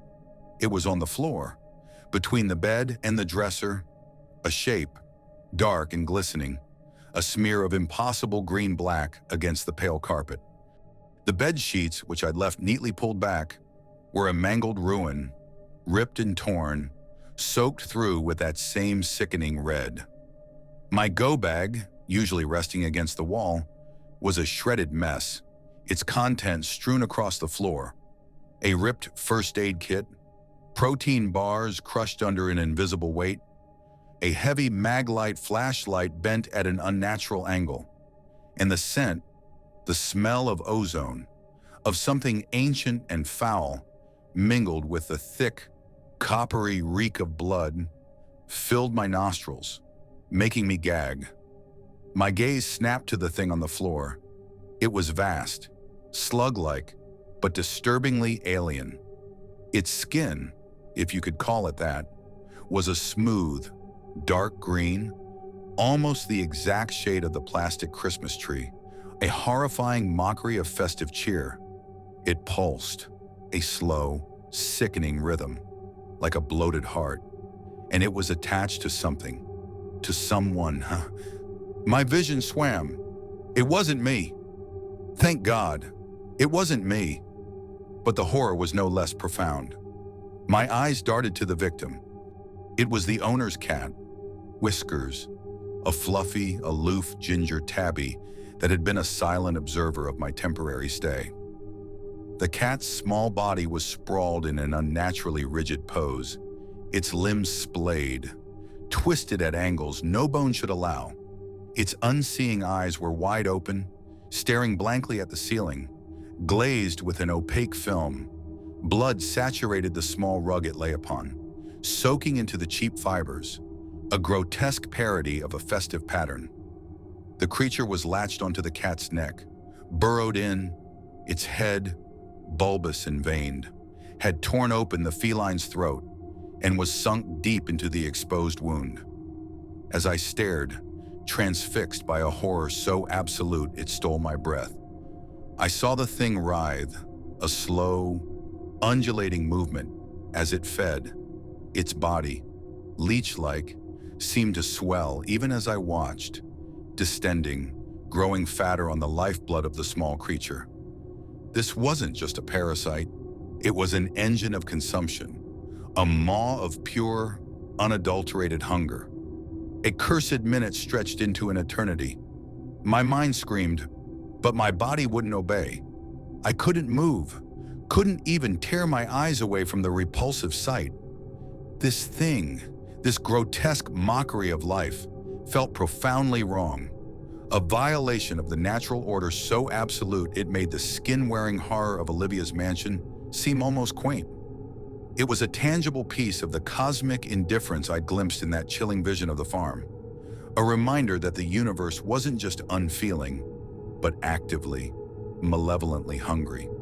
Finally, the sheer, visceral revulsion broke the spell. I stumbled backward, the cheap kitchen knife clattering to the floor with a pathetic sound. I didn't care. I didn't care about anything but getting away from that thing. I scrambled out of the bedroom, tripping over Buster, who had followed me, whining, his hackles raised. He was whimpering now, a low, terrified sound, his tail tucked tight between his legs. Good boy. At least one of us still had a working flight instinct. I knew Whiskers was dead. There was no doubt. The sight, the smell, the impossible unnaturalness of it all, it carved itself into my mind. Another layer of scar tissue over a soul already flayed raw. I should call the police. That was the logical next step. But my mind, reeling from the shock, from the primal horror, could only fixate on one thing: the present, the source. I had to see it again, had to understand. I staggered back into the living room, my legs unsteady, my breath catching in my throat. The Christmas tree seemed to mock me, its pathetic lights twinkling with sinister cheer. The box, what remained of it, was a mess. The bright red wrapping paper, which I now realized had been green just yesterday, was not just stained, but thoroughly logged through with blood. A gruesome pulp. The top of the box had been savagely ripped off, a gaping maw in the cardboard, as if the creature had burst forth in a frenzy. I knelt, my knees protesting on the stained carpet, and stared into the ruined box. The stench of blood was overwhelming now, coupled with that strange, fetid odor from the creature. Inside, half submerged in the clotted, crimson mess, was something I couldn't immediately identify. A mangled piece of meat. It was shapeless, grayish, mottled with darker patches. The police, when they finally came, would later identify it as a dismembered human hand. Most likely, a grotesque provision, food for the creature, sealed in with it, a perverse Christmas dinner for the hungry horror within. But my gaze fixed on something else, something small, miraculously unstained by the gore. A scrap of white paper, barely an inch square, sitting perfectly pristine on the bloody pulp. My hand, still trembling, reached for it. My fingers, slick with sweat and something else, carefully pinched the edges. I pulled it free, holding it up to the dim light of the living room. The words were written in impeccable cursive, elegant loops and flourishes, a stark, chilling contrast to the butchery around me. This is the gift that awaits everyone on the naughty list. Let it be a warning to you all. Cole is hungry, and he will feed. Merry Christmas. SC. My breath hitched, my heart pounded, not just from fear, but from a cold, creeping certainty. C. Not Santa Claus, not a prank. No, the cosmic dread I'd felt, the sense of being watched, judged, selected. The things I'd seen, the impossible horrors I'd survived, the constant flight from a past I couldn't remember, but felt in my bones. It wasn't random, it was a damn judgment. Cole is hungry, and he will feed. The creature, then, the thing that had just drained a cat dry. It wasn't just a monster, it was an instrument. And the gift? It hadn't been misplaced, it had been delivered. To me. A perverse present for Leo Vance, the man forever on the naughty list. The implications settled over me like a suffocating blanket. My past, the one I couldn't recall, the one that made me a magnet for this horror, was catching up. The curse of Sycamore Grove wasn't just a memory, it was an active, malevolent force, meticulously tracking me, delivering me a personalized message from the void. Every step I took, every temporary job, every nameless town I hid in was just delaying the inevitable. I wasn't running from my past. My past was simply taking its time, enjoying the hunt. I looked at the crumpled note in my hand, then at the shredded go bag, the bent flashlight, my tools for survival, rendered useless, just like me. I felt a cold, bitter laugh bubble up in my throat, choked off before it could escape. Merry Christmas, indeed. Buster whined, nosing my hand. I looked at him, his scared, trusting eyes. He was the one thing, the only thing, that tethered me to anything resembling decency.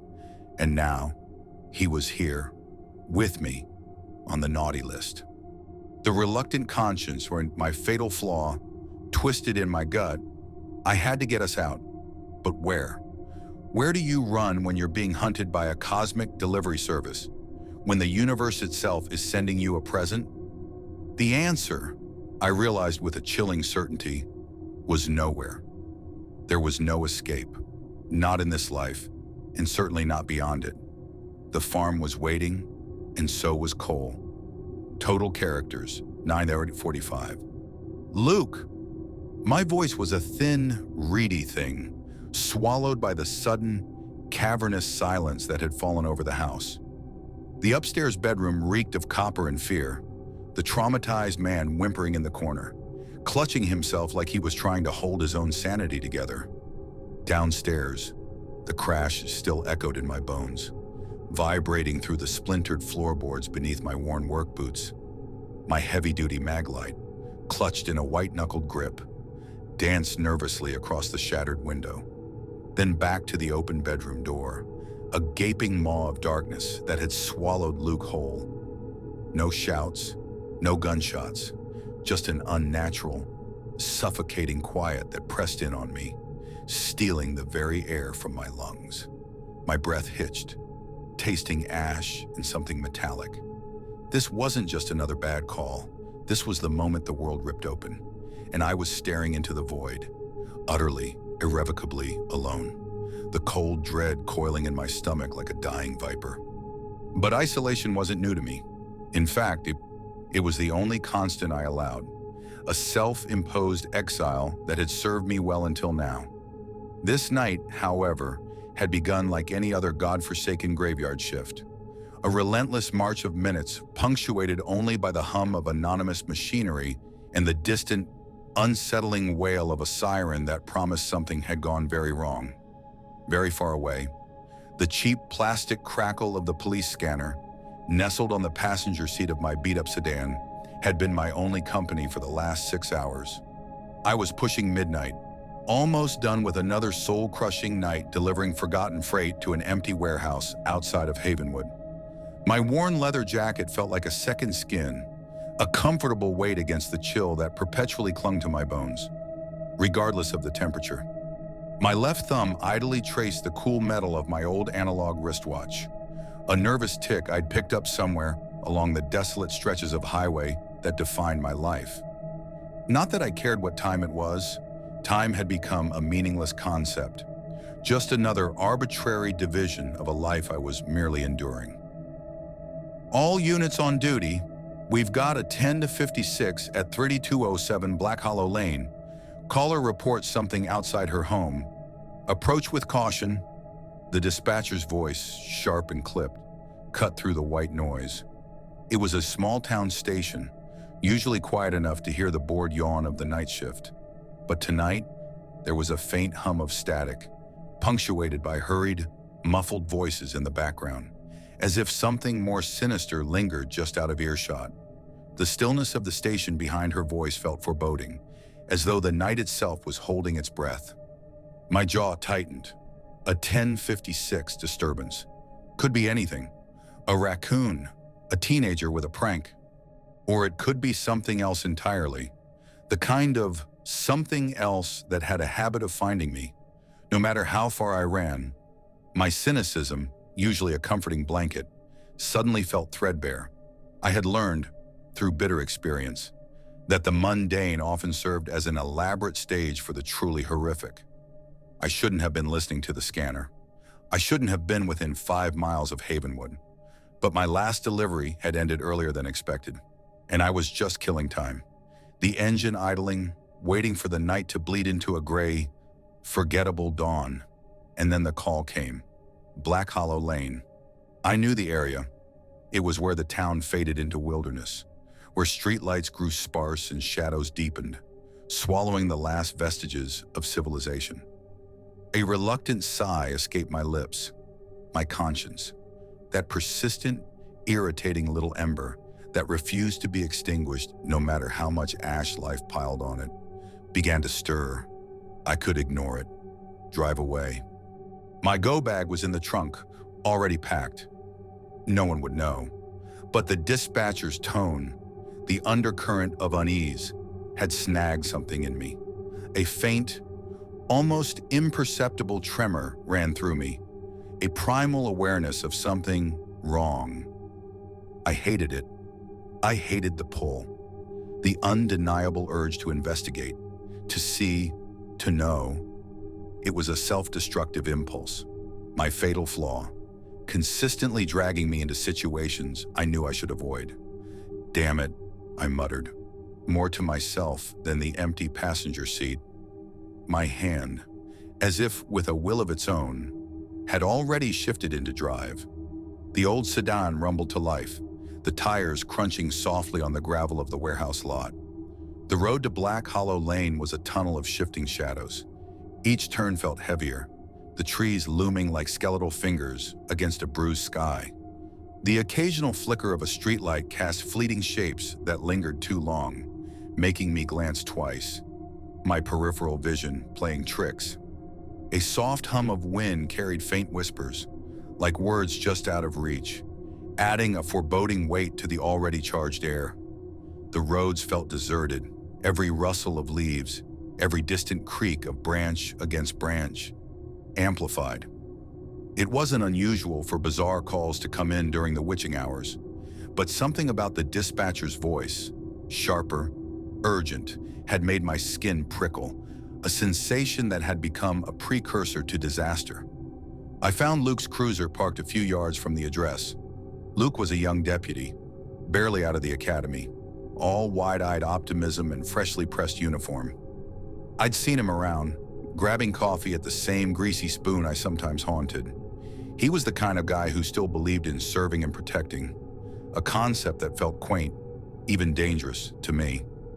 My first instinct was to just drive past, let the professionals handle it, but my foot, heavy as lead, pressed the brake.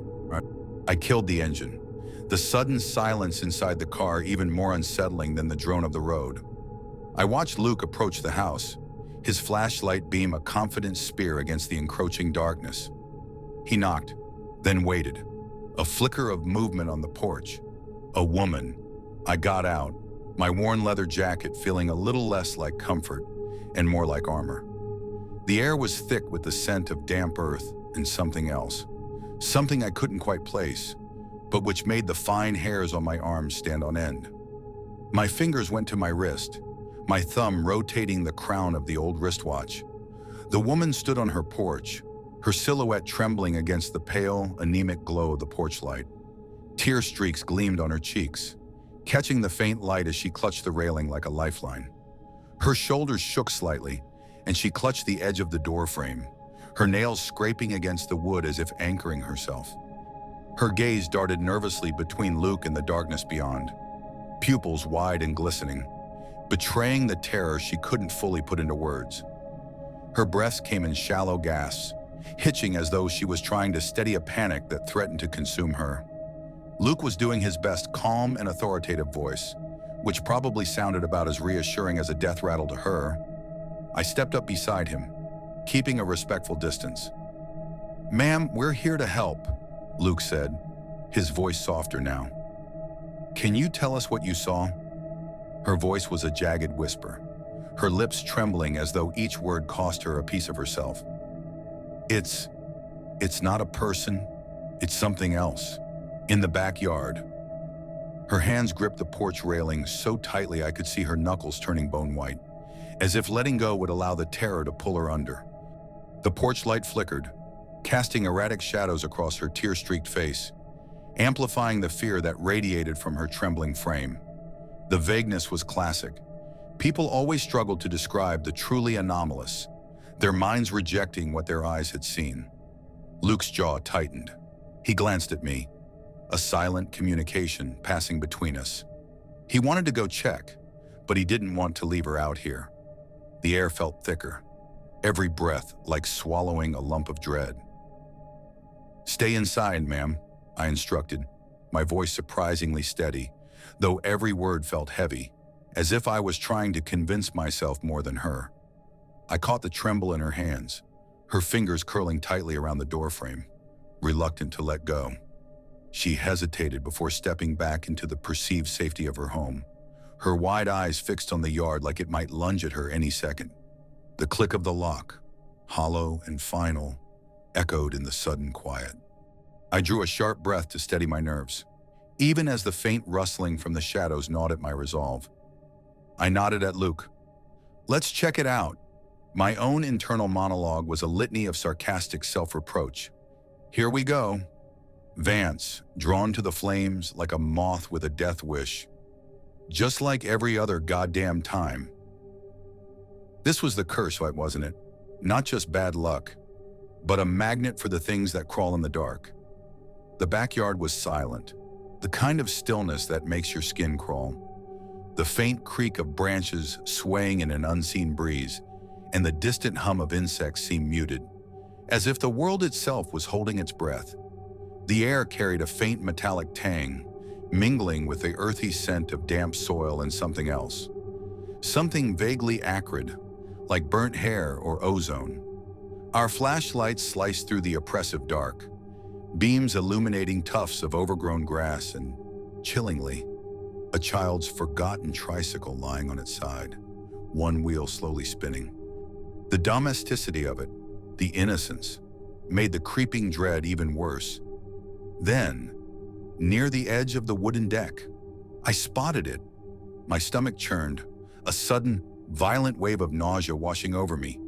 A grotesque fragment of something once alive. A dog's leg, severed cleanly just below the knee, fur matted with dark, viscous blood. It lay unnaturally still on the damp grass, the jagged marks at the severed end of the bone not consistent with any animal attack I'd ever seen. These were too precise, too surgical, yet also tearing, inhuman. The air felt heavier, the silence oppressive. I crouched down, the beam of my mag light fixing on the mangled limb. The blood was still wet, gleaming sickly in the artificial light. "What do you make of this, Luke?" My voice was hushed, almost a whisper, despite the fact that only the chirping of crickets answered. My hand instinctively went to my wristwatch again, my thumb rubbing the cool metal. A grounding mechanism, a small, mechanical certainty in a chaotic, uncertain world. Luke knelt beside me, his own flashlight dancing across the ground, illuminating the disturbed earth around the gruesome find. His face was pale, his eyes wide, the youthful optimism leaching out of them like ink from a blotter. "Nothing good," he muttered, his voice tight, barely audible above the frantic thud of my own heart. "Nothing good at all. Let's keep moving. See if we can find the rest." My guts twisted at the implication. We moved slowly, methodically, our beams cutting through the inky blackness that clung to the property line. Every shadow seemed to deepen, to coalesce, to watch us. The back of my neck prickled. This wasn't just some animal. This was deliberate. "Vance, over here," Luke hissed, his voice sharper, more urgent. I turned to see him crouched near the far side of the deck, his flashlight fixed on a peculiar set of gouges in the wooden support beams. Deep, ragged gashes, torn into the solid wood as if by something immensely powerful. "These ain't dog scratches," he muttered, tracing one with a gloved finger.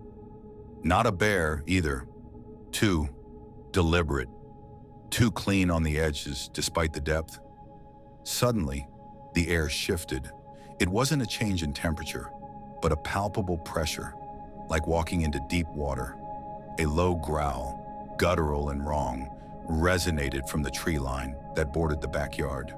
My chest tightened, the sound gripping me like an unseen hand squeezing my lungs. It wasn't just a sound, it was a presence, heavy and oppressive, that made the air itself feel charged, like the moment before a lightning strike. Luke froze beside me, his eyes wide, his hand instinctively moving to his service weapon, his youthful bravado momentarily shattered. Both our beams swung toward the sound, but the darkness seemed to swallow the light, rendering our powerful flashlights useless against the sheer blackness of the woods. The growl deepened, vibrating in my bones, rattling my teeth. It was too low, too resonant for any known animal. It spoke of deep-seated hunger, of ancient, predatory malice. Then it moved, a hulking silhouette, a formless mass of shadow, darting faster than any creature of flesh and bone should. It was gone as quickly as it appeared, a mere blur against the deeper darkness, leaving only an echo of unnatural speed and a chilling certainty of something utterly malevolent. "What the hell was that?" Luke demanded, his voice tight with barely suppressed terror. He was no longer the eager deputy, he was just a kid, seeing something his training hadn't prepared him for. Not sticking around to find out. Back to the car. "Now," I barked, my own voice hoarse, a desperate attempt to inject some semblance of control into a situation spiraling wildly into the unknown. My instinct, honed by years of running, screamed at me to flee. "Now!" We sprinted, the growling growing louder, closer, until it felt like the very air around us was vibrating, a physical assault on my eardrums. The metallic tang in the air intensified, stinging my nostrils. I risked a glance over my shoulder, but saw nothing, only the crushing blackness. My lungs burned, my legs screamed, but the adrenaline coursing through my veins propelled me forward. Every footfall felt like a frantic plea for escape. We reached Luke's cruiser, tearing open the doors and scrambling inside, slamming them shut with a desperate finality. The flimsy metal felt like a last-ditch effort at a shield against an invisible, encroaching horror. Then, a sickening thud against the back window, followed by a scraping sound that sent a shiver of ice down my spine. The glass didn't shatter, but it flexed inwards, groaning under an immense, unseen pressure. We both jumped, adrenaline spiking. Luke spun around, his hand on his holstered weapon, his eyes wide and frantic. But there was nothing there when we looked, only the lingering vibration in the glass. A ghostly echo of impact. The cruiser's engine roared to life with a desperate grind of the starter. Luke slammed it into reverse, peeling out of the driveway, gravel spitting from beneath the tires. We tore down Black Hollow Lane, the rear view mirror reflecting only the indifferent, swallowing darkness of the night. We barely made it a mile down the road when the police radio, a constant, low-level hum of background noise, erupted again, louder this time, sharper. Units, multiple calls reporting disturbances. Same MO, shadows in backyards, abnormal sounds. We need backup at 242 Elm Grove. The dispatcher's voice was strained, the undercurrent of panic now overt. My grip tightened on the wheel, my knuckles white. A cold sweat trickled down my back, plastering my shirt to my skin. Multiple calls. It wasn't just that one house. It wasn't just some local weirdo. This was spreading. And I was in the middle of it. Of course I am. Luke, surprisingly, didn't hesitate. He was still pale, but the initial shock was replaced by a grim determination. The siren wailed to life, a mournful cry slicing through the night. Elm Grove, he stated, his jaw set. We raced through winding, deserted streets to the new location. The adrenaline hammering in my veins was no longer a cold surge, but a burning, electric current, making my muscles twitch. My wristwatch, a useless comfort, felt heavy on my wrist. I knew what we were going to find. I always knew. When we arrived, the house at 242 Elm Grove was eerily quiet. Too quiet. A stillness that spoke not of peace, but of vacancy, of something having already swept through and claimed its prey. The front door was ajar, a gaping maw of blackness against the pale siding. Splintered wood suggested it hadn't opened willingly. It had been forced, violently. "Stay here, Vance," Luke commanded, his voice low, his hand on his sidearm. "Call for more backup, and stay out of sight." He was a cop. After all, it was his job. Mine was to run, but my feet felt rooted to the pavement. The reluctant conscience, that persistent, irritating itch, flared. Not this time. Vance, not yet. I watched him. My breath hitched. He drew his weapon, nudged the door open further with his foot, and slipped inside. The blackness swallowed him instantly. Inside, the living room was chaos. Furniture overturned, lamps shattered, the cheap floral wallpaper smeared with something dark, something viscous and smelling unmistakably of iron. My guts lurched, and then the scream. A man's voice, raw and primal, a sound torn from the deepest part of the soul, tore through the stillness from upstairs.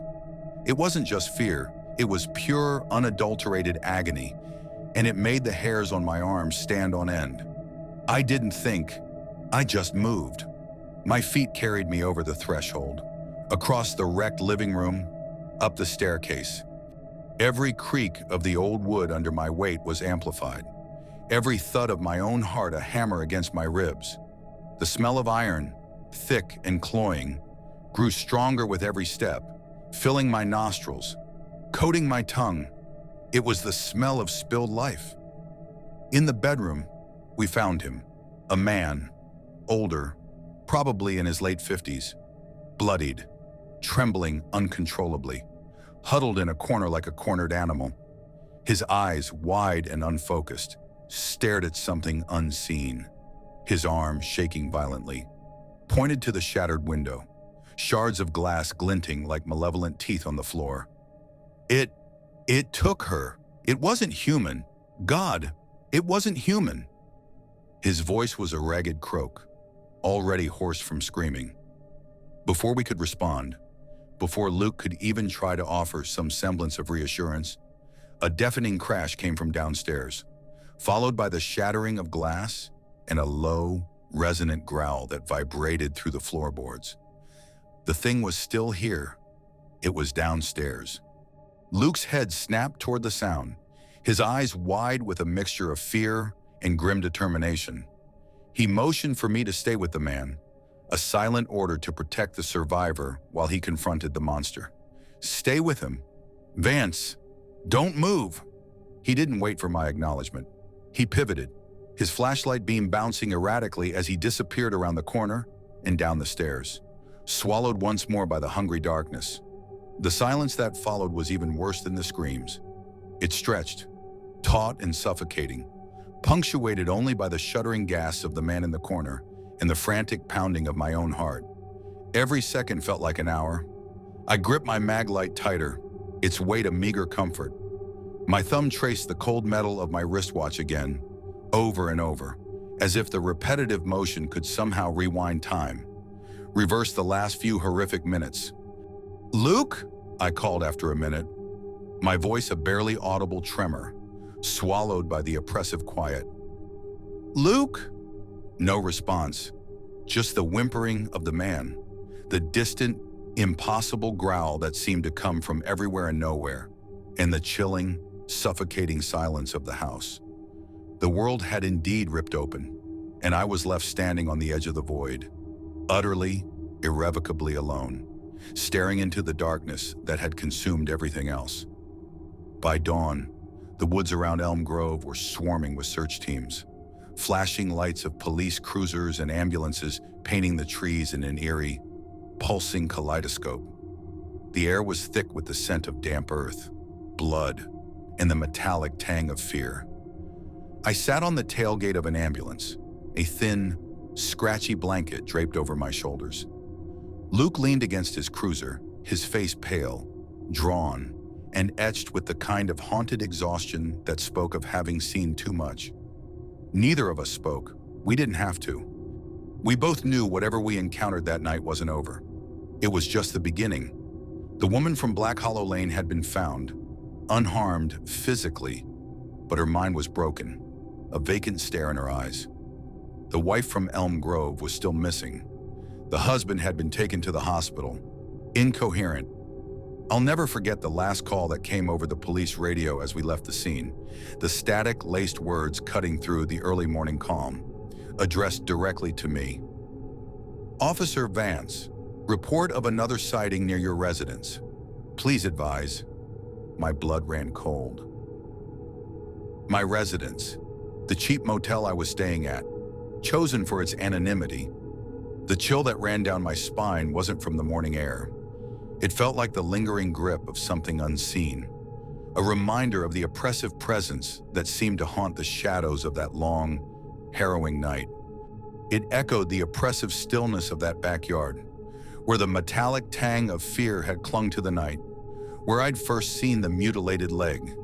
Every detail of the night resurfaced, vivid and raw, as if warning me that this was just the beginning. That night, sleep didn't come easily. Even now, every shadow feels like it's watching, waiting, and then, just when I think I've escaped it, just when the sun has finally climbed high enough to chase away the last vestiges of the night. My phone rings. Earlier, the faint static and occasional interference on the radio had felt like background noise, but now it seemed like a harbinger of this moment, a low, buzzing hum in the universe. The screen reads, "Unknown caller." My breath hitches, catching in my throat. As I pick it up, my thumb instinctively rubbing the cool metal of my wristwatch. The faint static whispers through the speaker, a prelude to the horror. The voice on the other end is low, distorted, and unmistakable, a chilling echo of the growl from the darkness. It's not over. This was it. This was why I ran. This was why I would keep running, because it always found me. Character count 9987. The scent of rot was a physical presence, clinging to the air like a shroud. A smell that had haunted my nightmares long before I ever stepped foot inside that house. It wasn't just decay, it was something far more primal, the reek of fear and unholy consumption. My boots scraped on something tacky on the floorboards, and a quick glance down confirmed the crimson smear. Blood. So much blood. It was everywhere, streaked across the walls in desperate, chaotic patterns, darkening the splintered legs of the single chair that sat alone in the center of the room, a broken rope dangling mockingly from the beam above. Each deep gouge in the floorboards, like a desperate animal's last struggle, screamed a silent story that was far from finished. The oppressive silence of the place wasn't empty. It was filled with echoes of torment, a suffocating weight that pressed down on my lungs, promising that whatever had happened here hadn't merely ended. It had simply moved on. But before the silence of that house pressed down on me, before the raw stench of rot choked my lungs, there was just another long stretch of highway, a cheap motel room, in a small town I never intended to linger in. It was the kind of town you pass through, barely noticing, its name fading from memory the moment your rearview mirror swallows the last gas station sign. I was on one of my usual phantom hauls, driving a refrigerated truck full of nothing important, just a way to keep moving, keep anonymous, and keep the bills paid. The road was my church, my confessional, and my asylum. It was late afternoon when the rig sputtered, a minor mechanical hiccup, forcing me to pull into a greasy garage on the outskirts of Havenwood, a name that already tasted like a cruel joke. The mechanic, a man whose hands were permanently stained with grease and resignation, told me it'd be a day or two. Just my luck. I hauled my go-bag from the cab, the familiar weight a comfort against my shoulder, and found the nearest cheap motel, the kind where the ice machine perpetually hummed with the promise of broken dreams and lukewarm soda. Room 7, peeling paint, a mattress that sagged like a broken spirit, and a window overlooking a quiet, unnervingly pristine suburban street. I dropped my worn leather jacket on the only chair, the familiar creak of the faux leather, a small, sad welcome. I'd seen worse. I always did. It was while I was out grabbing a truly terrible burger from a diner that smelled of stale coffee and desperation that I saw them. An unmarked box truck, the kind usually used for moving furniture or, something a little more illicit, was backing into the driveway of the vacant house a few doors down from my motel. It was a perfectly normal house, cream-colored siding, a neatly trimmed lawn, but something about it was off, like a well-executed forgery. My fork paused midair, a French fry forgotten. Call it instinct, call it the curse I carried like an extra shadow, but a prickle of unease ran down my spine, the same cold shiver that had become a constant companion. My eyes, honed by years of scanning for the subtle wrongness in the world, fixated on the truck. Two figures emerged, a man and a woman, both looking like they'd been manufactured in a lab that specialized in blandness. The man wore a short-sleeved, white button-up tucked into dark jeans, his posture unnervingly stiff, as if a rod had been surgically implanted in his spine. The woman was in black jeans and a baggy gray sweater that hung oddly, like her frame was too thin, too angular for the fabric. Their expressions were blank, not empty, but blank, as though their faces were merely masks they wore. Their movements were mechanical, each step, each lift of a box deliberate and precise, like they were mimicking how people are supposed to act after studying a human behavior manual. It was the kind of quiet, unsettling mimicry that makes the hair on your arms stand up. Their hair, a shocking, uniform silver, shimmered under the late afternoon sunlight. Not gray from age, but an almost metallic, perfectly aligned silver, giving them an uncanny, synchronized appearance. They appeared to be retirement age, yet they moved with a surprising, almost disturbing agility, hefting boxes and furniture from the truck with an ease that belied their apparent years. Most people groan, strain, swear a little. These two? Silence. Just fluid, economical movements. I watched them for a long time, nursing my lukewarm coffee. They didn't speak to each other. Not a single word, not a glance, not a gesture. Just a silent, efficient unloading. It was like watching a pair of automatons going through the motions. Great, I muttered to my reflection in the greasy window. Just what I needed. More automatons. The sarcastic self-deprecation was a reflex, a shield I'd developed against the constant barrage of the bizarre. My fingers automatically went to my old analog wristwatch, tracing the worn metal of the case. 4:17. Doesn't matter. Time has a funny way of bending when you're caught in something like this. The next day, I found myself drawn back to the street, a grim moth to a flickering, malevolent flame. I tried to convince myself it was curiosity, or maybe just boredom. Lies. It was that damn reluctant conscience, the one I cursed every single time it dragged me into another pit of horrors. I found a park bench across the street, ostensibly reading a paperback I'd picked up at the gas station. But my eyes kept drifting to the house. The Bucks, as I later found out they called themselves, were still moving things in, still with that unnerving silence and mechanical efficiency. At one point, the man, John, bent over an open box by the truck. He looked up suddenly, his eyes, the color of flat, gunmetal gray, locking onto mine across the street. The paperback in my hand suddenly felt too light. My breath caught in my throat. He froze, utterly motionless, for what felt like an eternity. His eyes narrowed fractionally, as if running a complex calculation. It wasn't a glare, or a challenge, or even curiosity. It was evaluation, a cold, surgical assessment. Slowly, his hand raised in a stiff, almost robotic wave, the motion jerky and unnatural. Then, without breaking eye contact, he abruptly turned away, scooping up the box at his feet and retreating toward the house. Disappearing behind the open door without a sound, my stomach churned. All right, Leo, I thought. That's your cue. Get the hell out of Havenwood. Find another garage, another truck, another excuse to run. But the words felt hollow. I knew, with the cold certainty of a man who'd seen too much, that something was already in motion. And I, the weary wanderer, the haunted everyman, was somehow already tangled in its threads. My wristwatch felt heavy on my wrist, a constant reminder of the time I was losing, or perhaps the time I was being granted.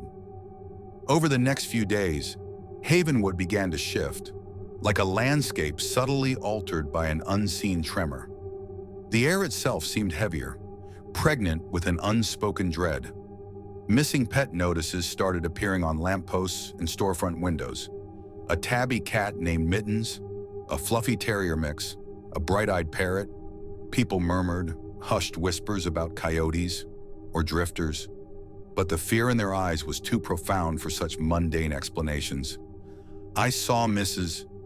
Henderson, a sweet old lady who used to offer me free cookies at the diner, weeping openly in the street, clutching a faded photograph of her dachshund. My reluctant conscience flared, a dull ache behind my ribs. Stay out of it. Vance, you'll only make it worse. For them, for you. But the words were just a whisper in the back of my mind. Then the dreams started. Not the usual fragmented nightmares of Sycamore Grove, though those were always lurking, just beneath the surface of my consciousness. These were new, insidious, and terrifyingly vivid. I'd find myself in a hallway, dark, narrow, with a single door at the end, a sliver of sickly yellow light seeping out beneath it. The air was thick, heavy with the metallic tang of fresh blood and something else, acrid, like burnt hair and sour milk, that burned my nose, making my eyes water even in the dreamscape. Faint whispers slithered from behind the door, layered with a low, rhythmic thumping that vibrated through the very core of my bones, resonating through the unseen floorboards beneath my bare feet. Each agonizing step I took toward that glowing crack was accompanied by a creak from the unseen floorboards, a sound that echoed like a drawn-out scream in the oppressive silence. And with every inch I advanced, the faint scent of decay grew stronger, deeper, more suffocating. I'd pound on the door, my fists raw against the rough wood, clawing at it with frantic desperation, but it wouldn't give, wouldn't open. Inside, I could hear muffled crying, a man's strangled sobs, a woman's gasping whimpers. But no matter how hard I tried, no matter how much I strained, I couldn't reach them, couldn't open that damn door. I'd wake up drenched in sweat, gasping, the acrid smell lingering in my nostrils long after the dream had faded. It felt like a memory, a phantom limb of trauma, but I couldn't place it. One evening, unable to shake the oppressive feeling, and with the truck still in the garage, I went for a walk. Buster, the scruffy terrier mix I'd picked up from a shelter in Alabama a few months back, another moment of my fatal conscience acting up, trotted faithfully beside me, his tail a blurry question mark against the fading light. He was my one constant, a furry anchor in a chaotic existence. He started to growl, a low, guttural rumble that vibrated through his small chest. His hackles rose, his gaze fixed on the buck's house. He dug his paws into the sidewalk, pulling back on his leash, a deep, resonant warning emanating from him. "Easy, boy," I murmured, my hand going to the worn leather of his collar, but I knew what he was sensing, the same thing I was, the wrongness. The street was deserted. A thick, cloying stench suddenly hit me, stopping me dead in my tracks. It was rancid, sweet, and sickeningly familiar, the smell of decay, but not just the slow, natural rot of a dead animal. This was something processed, something unholy. Buster whined, a low, terrified sound, trying to back away. The smell was strongest near the buck's trash cans. My stomach tightened, a cold knot of dread. "Don't look, Vance. Just keep walking." But the scent pulled me forward, that damnable curiosity, that twisted sense of responsibility that always seemed to override my survival instincts. I peered around the side of the house. By the trash cans, discarded on the dry grass, was a partially opened black garbage bag, a sticky, dark liquid, almost black in the dim light, streaked down its sides, painting grotesque stripes on the pale siding of the house, and protruding from the top of the bag, unmistakably, was a furry, striped tail. It was too fluffy for a squirrel, too long for a rabbit, and the color. My mind flashed back to the poster I'd seen at the diner, a missing notice for Mrs. Anders's beloved Tabby. It was unmistakable. My breath hitched. A wave of nausea washed over me, hot and cold at the same time. I clamped a hand over my mouth, fighting back the bile. My mind screamed at me to run, to sprint back to the motel, to pack my bag and hitchhike out of this damn town. But my feet, as always, betrayed me. Drawn by a morbid curiosity I hated, I found myself moving closer to the house, like a magnet pulled to a grotesque pole. Buster, still whimpering, tugged furiously at his leash, but his tiny body was no match for my grim determination. I don't know why I looked in the window. Maybe I thought I'd see something that would make sense of it all. Some mundane explanation for the missing pets, the strange couple, the creeping dread. I don't know if I truly expected to find anything. Perhaps I was just an idiot, or perhaps it was that nagging, suicidal conscience. I pressed my face to the cold glass, peering into the inky blackness inside. The interior was dark, but a faint, pulsing light emanated from deeper within, casting long, distorted shadows. It wasn't the soft glow of a lamp, but something sharper, more aggressive, like a spotlight on a particularly gruesome stage. My eyes adjusted, and the scene materialized, freezing the blood in my veins. It was the hallway from my dreams, dark, narrow, with a door at the end. And there, against that door, was Jane Buck. She wasn't simply standing there. She was slamming her head into it, rhythmically, with a sickening thud that even through the thick glass seemed to reverberate in my skull. Her forehead was split open, a grotesque bloom of dark blood spreading across her pale skin, matting her silver hair. Each impact was followed by a wet, sickening squish, a sound that would forever be seared into my memory. Behind the door, a muffled, guttural shout tore through the silence. "No!" John's voice, raw with desperation, echoed faintly, repeated over and over, a broken mantra of terror. Jane ignored him, continuing her macabre ritual. Then, as if sensing my presence, she stopped. Slowly, too slowly, she turned, her face, a mask of gore and pallor, pressed against the glass, her milky white eyes, devoid of pupils, locked onto mine. There was no recognition, no emotion, just a cold, predatory stare. Her lips began to move, forming words, but no sound came out. Only the grotesque sight of her bloodied face twisting into a silent, impossibly wide grin, a rictus of pure, unadulterated malevolence. My breath hitched, a choke sound caught in my throat. My heart hammered against my ribs, a desperate drumbeat against the silence. Every fiber of my being screamed. I yanked Buster's leash, my legs suddenly responding, a frantic, desperate scramble for survival. I ran. I didn't look back. The smell of decay, the image of that bloody smiling face, the silent scream of her lips. It was all burned into my retinas, into the very core of my soul. I ran until my lungs burned, until the motel room felt like a sanctuary, however temporary. The Bucks disappeared less than 2 months later.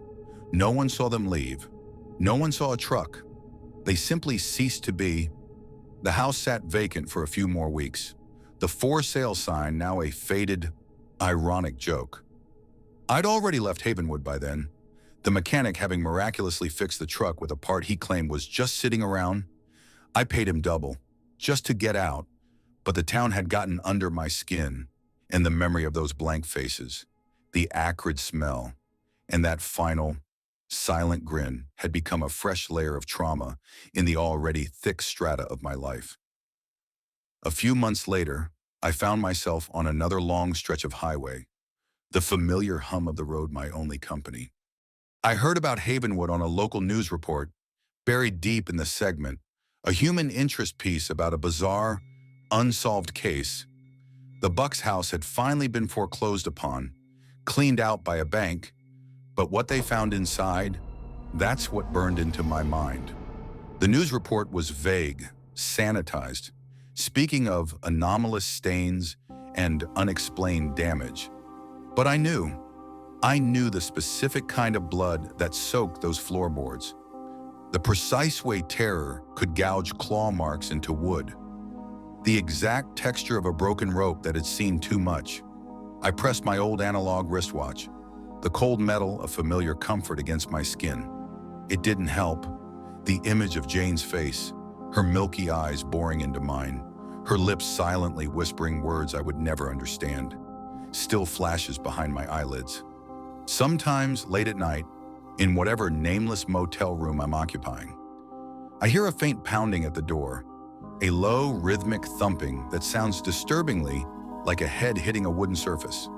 I'm too afraid to check, because I know, with chilling certainty, that whatever haunted the Bucks, whatever they were, found a way to follow me. It always does. It's the price of being Leo Vance. Total character count, excluding this sentence. 9:85. The iron bit into my ankle, a cold, unyielding embrace that promised only misery. My tongue tasted copper and something cloyingly sweet, a phantom memory of the foul liquid I'd been forced to consume. The candlelight flickered, casting long, dancing shadows that stretched and warped the already claustrophobic dimensions of the basement, making the concrete walls feel like they were closing in. My head throbbed with a dull, persistent ache, a souvenir from whatever cocktail of chemicals they'd poured down my throat. Panic, cold and sharp, began to claw its way up my windpipe, but underneath it, a more familiar, world-weary resignation settled in.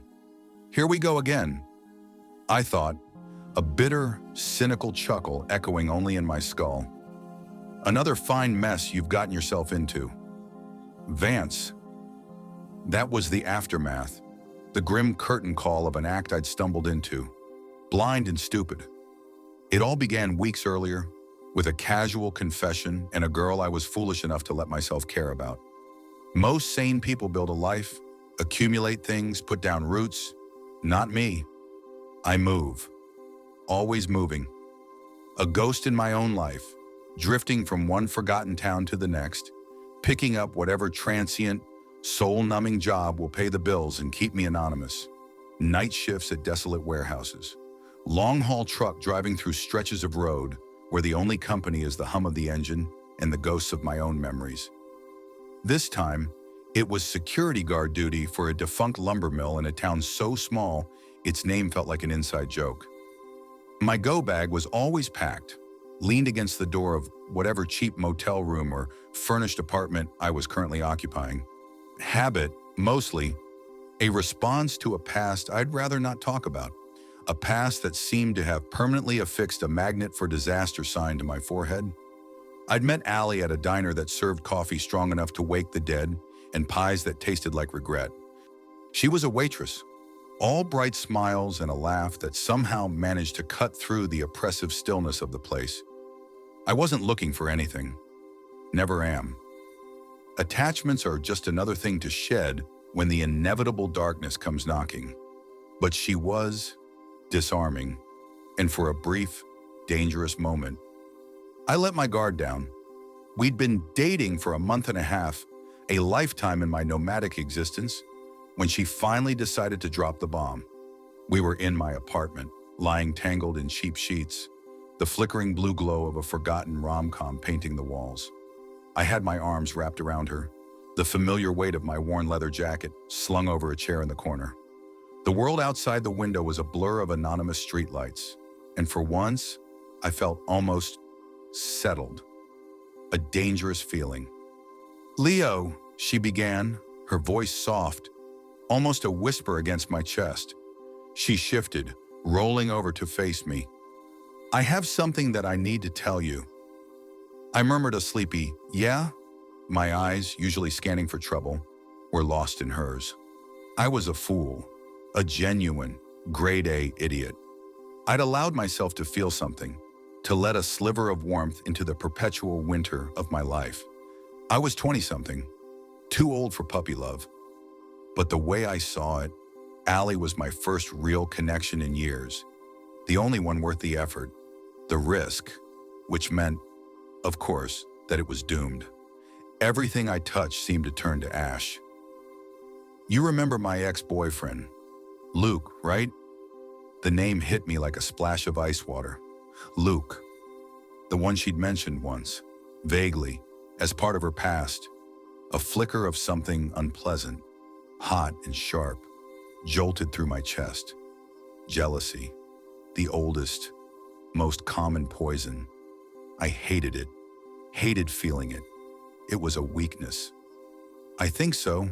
What about him?" I tried to keep my voice even, but a slight tremor betrayed me. My hand, almost unconsciously, went to the old analog wristwatch on my left wrist, my thumb tracing the cold metal of the casing. A tick, a nervous habit, a desperate attempt to ground myself in something tangible when the world started to tilt.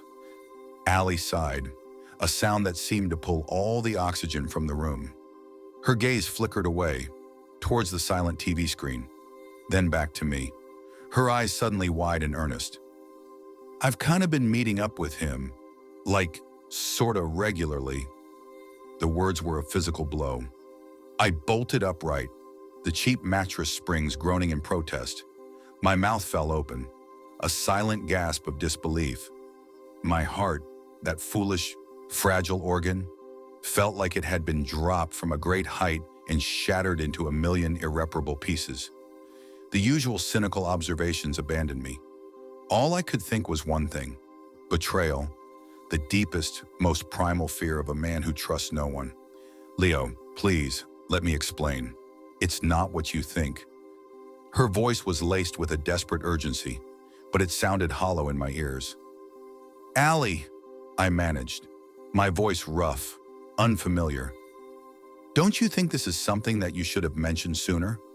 We've been together for 4 months, dates and everything, and you didn't think that was something worth telling me about? The anger was starting to bubble, hot and sharp, pushing back against the sting of hurt. She sat up to face me, her cheeks blossoming with a furious, guilty blush. Her bottom lip began to tremble, and I could see the telltale sheen of tears welling in her eyes. It was a practiced performance, I realize now, a masterclass in feigned vulnerability. This is why I didn't say anything. I knew you'd get all heartbroken and want to dump me. Just give me a chance to explain. Please. I glanced at her, my gaze hardening. The raw, gut punch of betrayal still hadn't dissipated, but the analytical part of my brain, the part that had kept me alive through far worse situations, was starting to kick back in. Maybe she did have a legitimate reason. I'd seen weirder. I'd lived weirder. Okay, I said, my voice flat, devoid of emotion. Tell me, but I want the truth, all right? No more games. My eyes narrowed, holding hers. If there was a lie there, I would find it. It was the survivor's gaze, honed by years of scanning for anomalies, for the subtle wrongness that marked the beginning of true horror. Allie vehemently nodded her head, swiping a stray tear from her cheek with the back of her hand. She took a deep, shuddering breath, as if bracing herself for a plunge into icy water. So, lately I've been getting more into my religion. I decided to start going to church to get right with the Lord. But Luke is the pastor's son. I couldn't avoid him with how small this place is. I mulled it over. Her hometown, this microscopic speck on the map, had a population of 32 people. 32. That wasn't a town, it was a family reunion. In a place that small, it would be almost impossible to avoid anyone. It wasn't as bad as I'd instantly assumed. From her framing, it sounded like casual encounters, not clandestine meetings. So, you only see one another when you go to worship, like in a group setting. My voice was still tight, probing for the cracks. Yeah, that's why I didn't tell you sooner. I didn't think it was that big of a deal, she whimpered, her voice small, my lips pressed into a thin line. I continued to think on it, every instinct screaming at me. If it wasn't a big deal, then why had she kept it from me for so long? If Allie truly had nothing to hide, wouldn't she have wanted to tell me proactively, to avoid precisely this kind of problem down the road? Her reasoning, simple as it was, felt like a flimsy curtain over a gaping hole. It didn't make much sense, but either way, if something fishy was going on, my reluctant conscience was already kicking in. I was determined to get to the bottom of it. I wouldn't leave her to whatever trouble she was in. I told myself it was for her, but I knew it was for me. I needed answers, needed to understand the wrongness. It was a familiar, self-destructive impulse. All right, I believe you, I said, the lie tasting like ash in my mouth. Allie instantly relaxed, releasing a breath she seemed to have been holding for eternity. But I want you to do something for me. Anything for you. I want to go to church with you, I blurted out, cutting her off cleanly. The words hung in the air, a challenge. Allie's mouth remained agape, the rest of her endearment dying on her lips. Really? Her eyes searched mine, a flicker of something unreadable. Surprise, fear, dancing in their depths. Yeah, I said, a grin, sharp and predatory, inching across my lips. I've been a dirty sinner, and it wouldn't hurt to make amends with the big man upstairs. I was a staunch atheist, had been since the fire, since I understood the sheer, indifferent cruelty of the universe. Allie knew that, but hey, it's not like one visit to a chapel would cause me to burst into flames or anything, right? A part of me, the part that had seen inexplicable horrors, wondered. Allie giggled then, a bright, clear sound that somehow managed to melt away her worried demeanor, at least on the surface. Okay, you can go with me to the Wednesday service tomorrow night, if you're free, you filthy heathen. The following evening arrived with a chilling swiftness that felt almost intentional. I met Allie at her place, a small, meticulously neat cottage on the outskirts of town. I noticed the pristine condition of the antique lace curtains, the polished wood of the mantelpiece, details that would later stick in my mind like burrs. The 15-minute walk to the chapel was unsettlingly quiet, the air thick and heavy with unspoken things. The setting sun cast long, skeletal shadows across the fields, making the distant tree line look like gnarled, reaching fingers.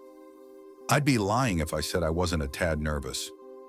More than a tad, a small, crowded room filled with dozens of people who would immediately recognize me as an outsider, a foreign body in their tight-knit ecosystem, sounded about as appealing as a root canal. But I'd gotten myself into that mess. It was up to me to deal with the consequences.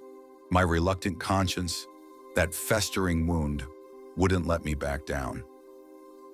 So, is there anything I should know before we go in? I asked, trying to sound casual, but my voice was a little too tight. My gaze swept the nearly empty parking lot, noting the single ancient pickup truck and the battered sedan. Not many parishioners then. My hands felt clammy despite the cool evening air. It's been years since I've set foot in a church. Nope, not really. Just sit there and enjoy the ride, Allie replied, winking at me. My heart gave a strange flutter, a mix of affection and unease. She looked stunning, almost unnaturally so.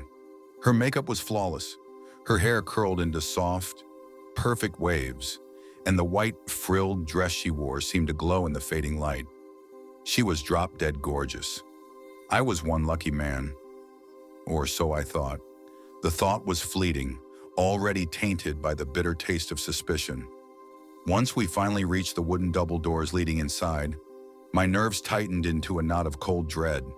Sweat began to beat atop my brow, and my hands felt like damp sponges.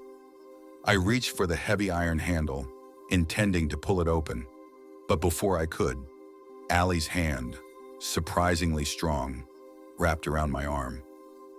Leo, it's all going to be okay. No need to worry.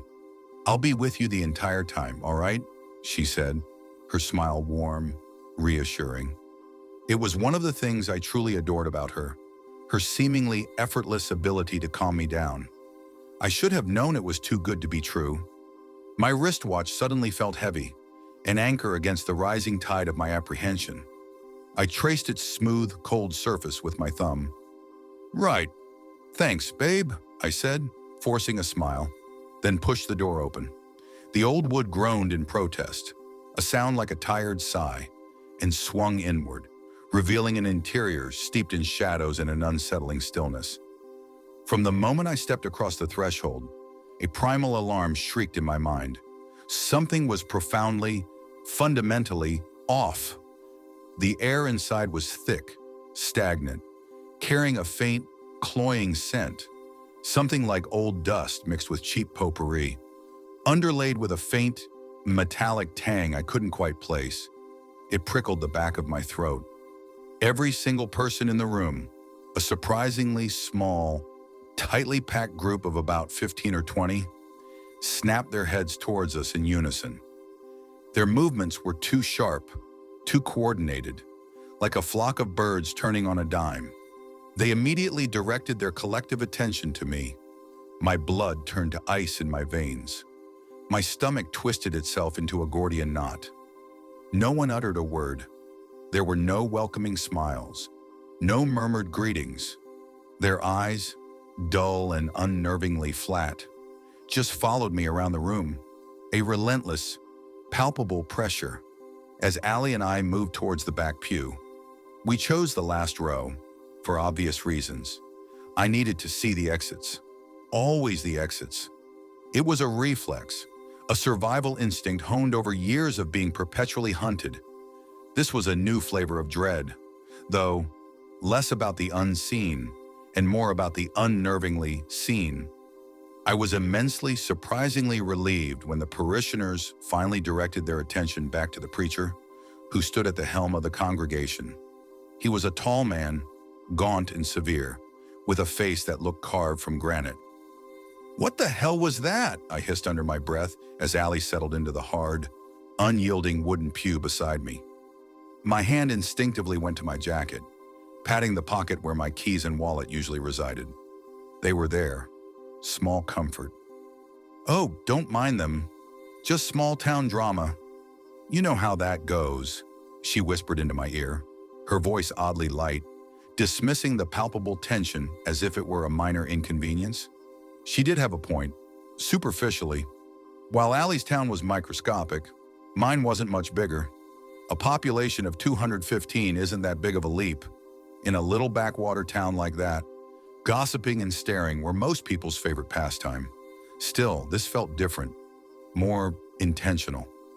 More like they were assessing me, like something I'd stumbled into before, long ago, in a fire-choked house where the air had hummed with an unseen presence.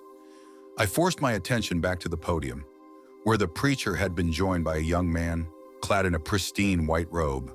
The robe was too stark, too crisp against the dingy backdrop of the chapel.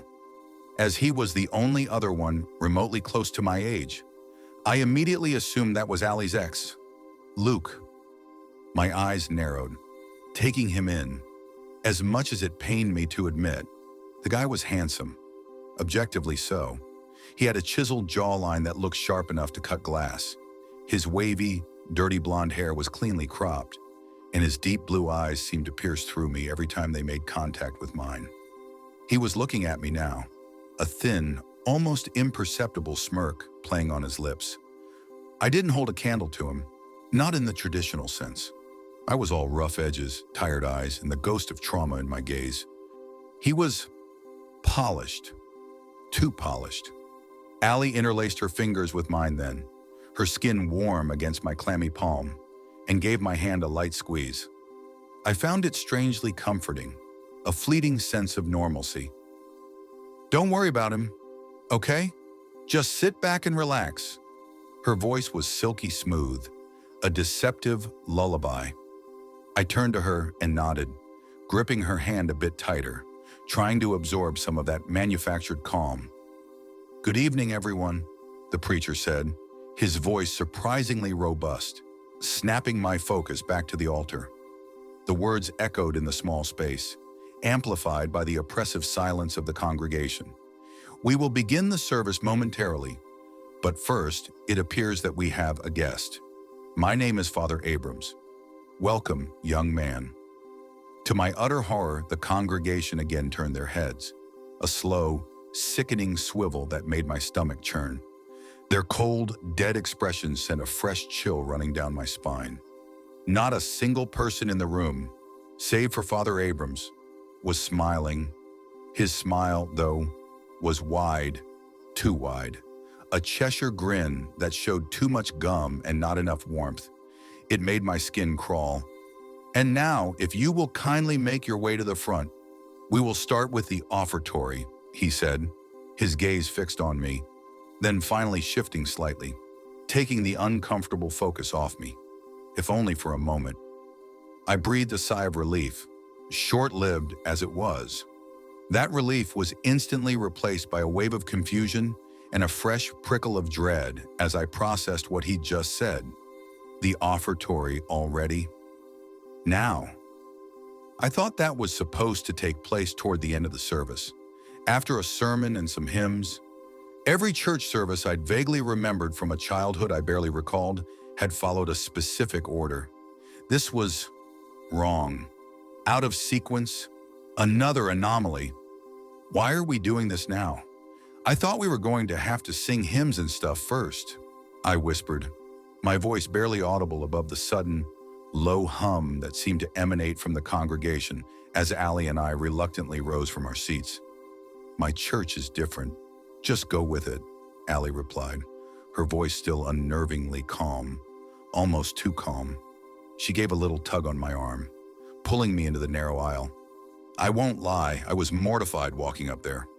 Dozens of people were crowded around a small, ornate plate on a pedestal, on which rested a single loaf of homemade bread.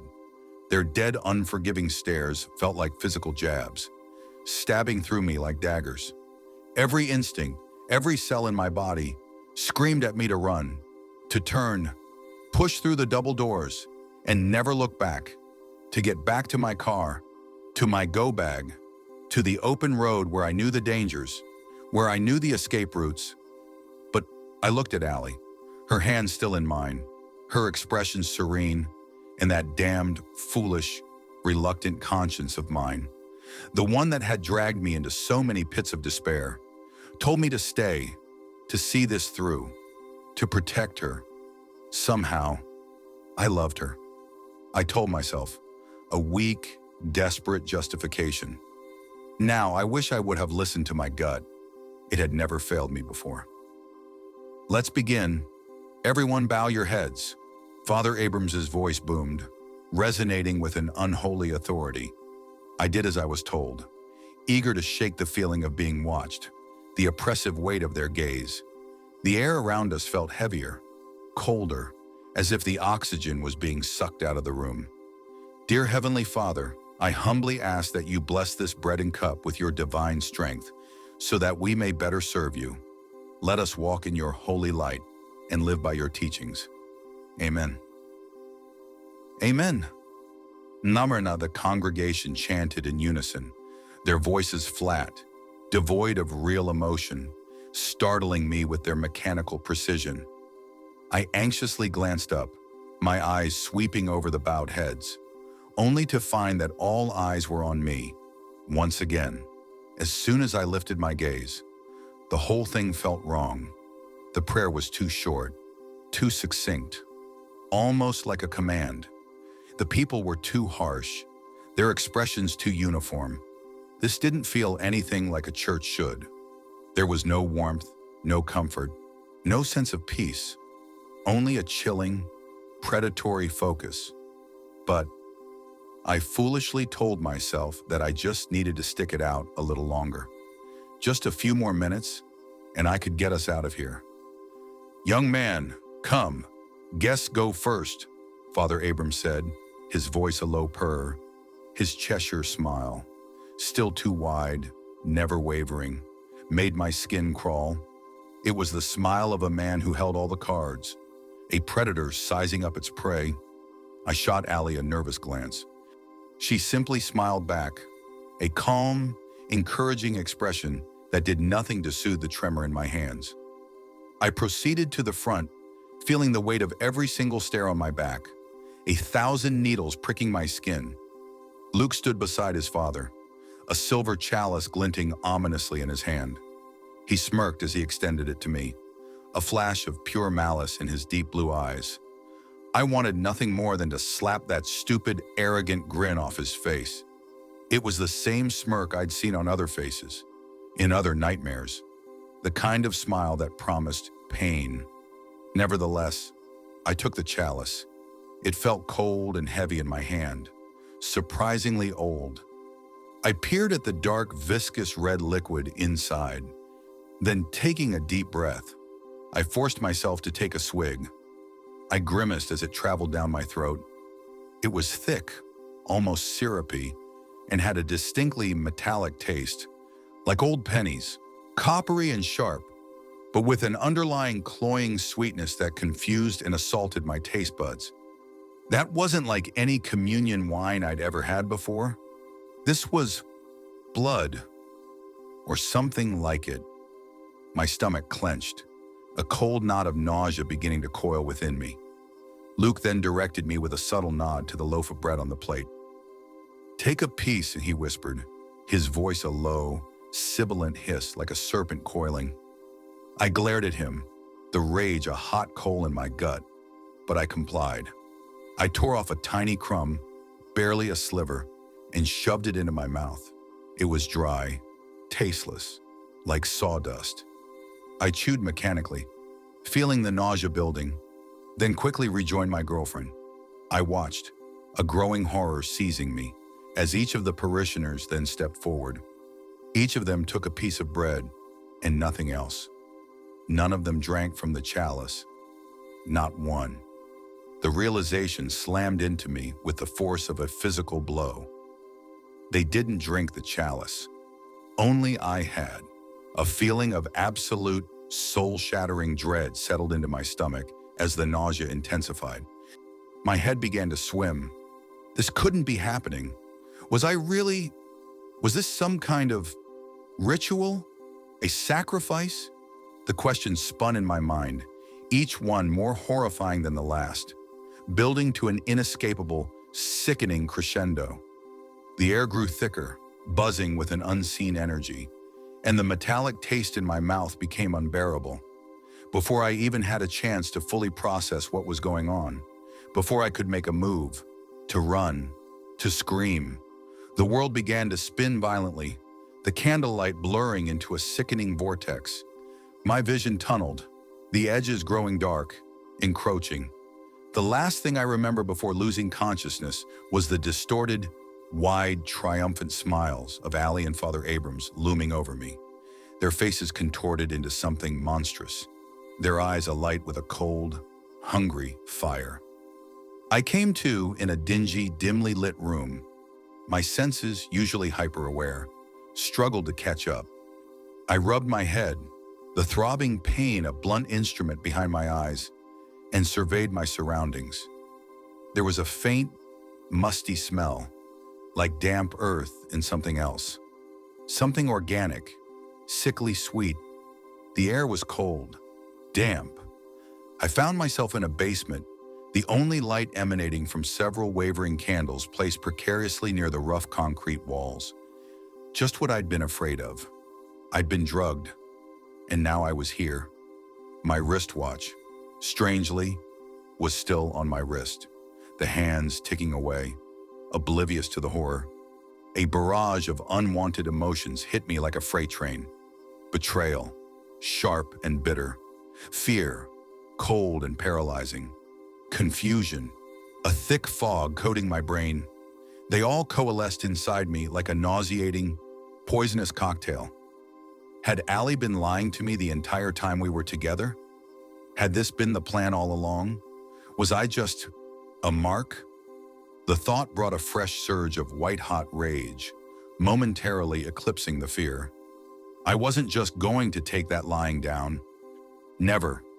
Not again.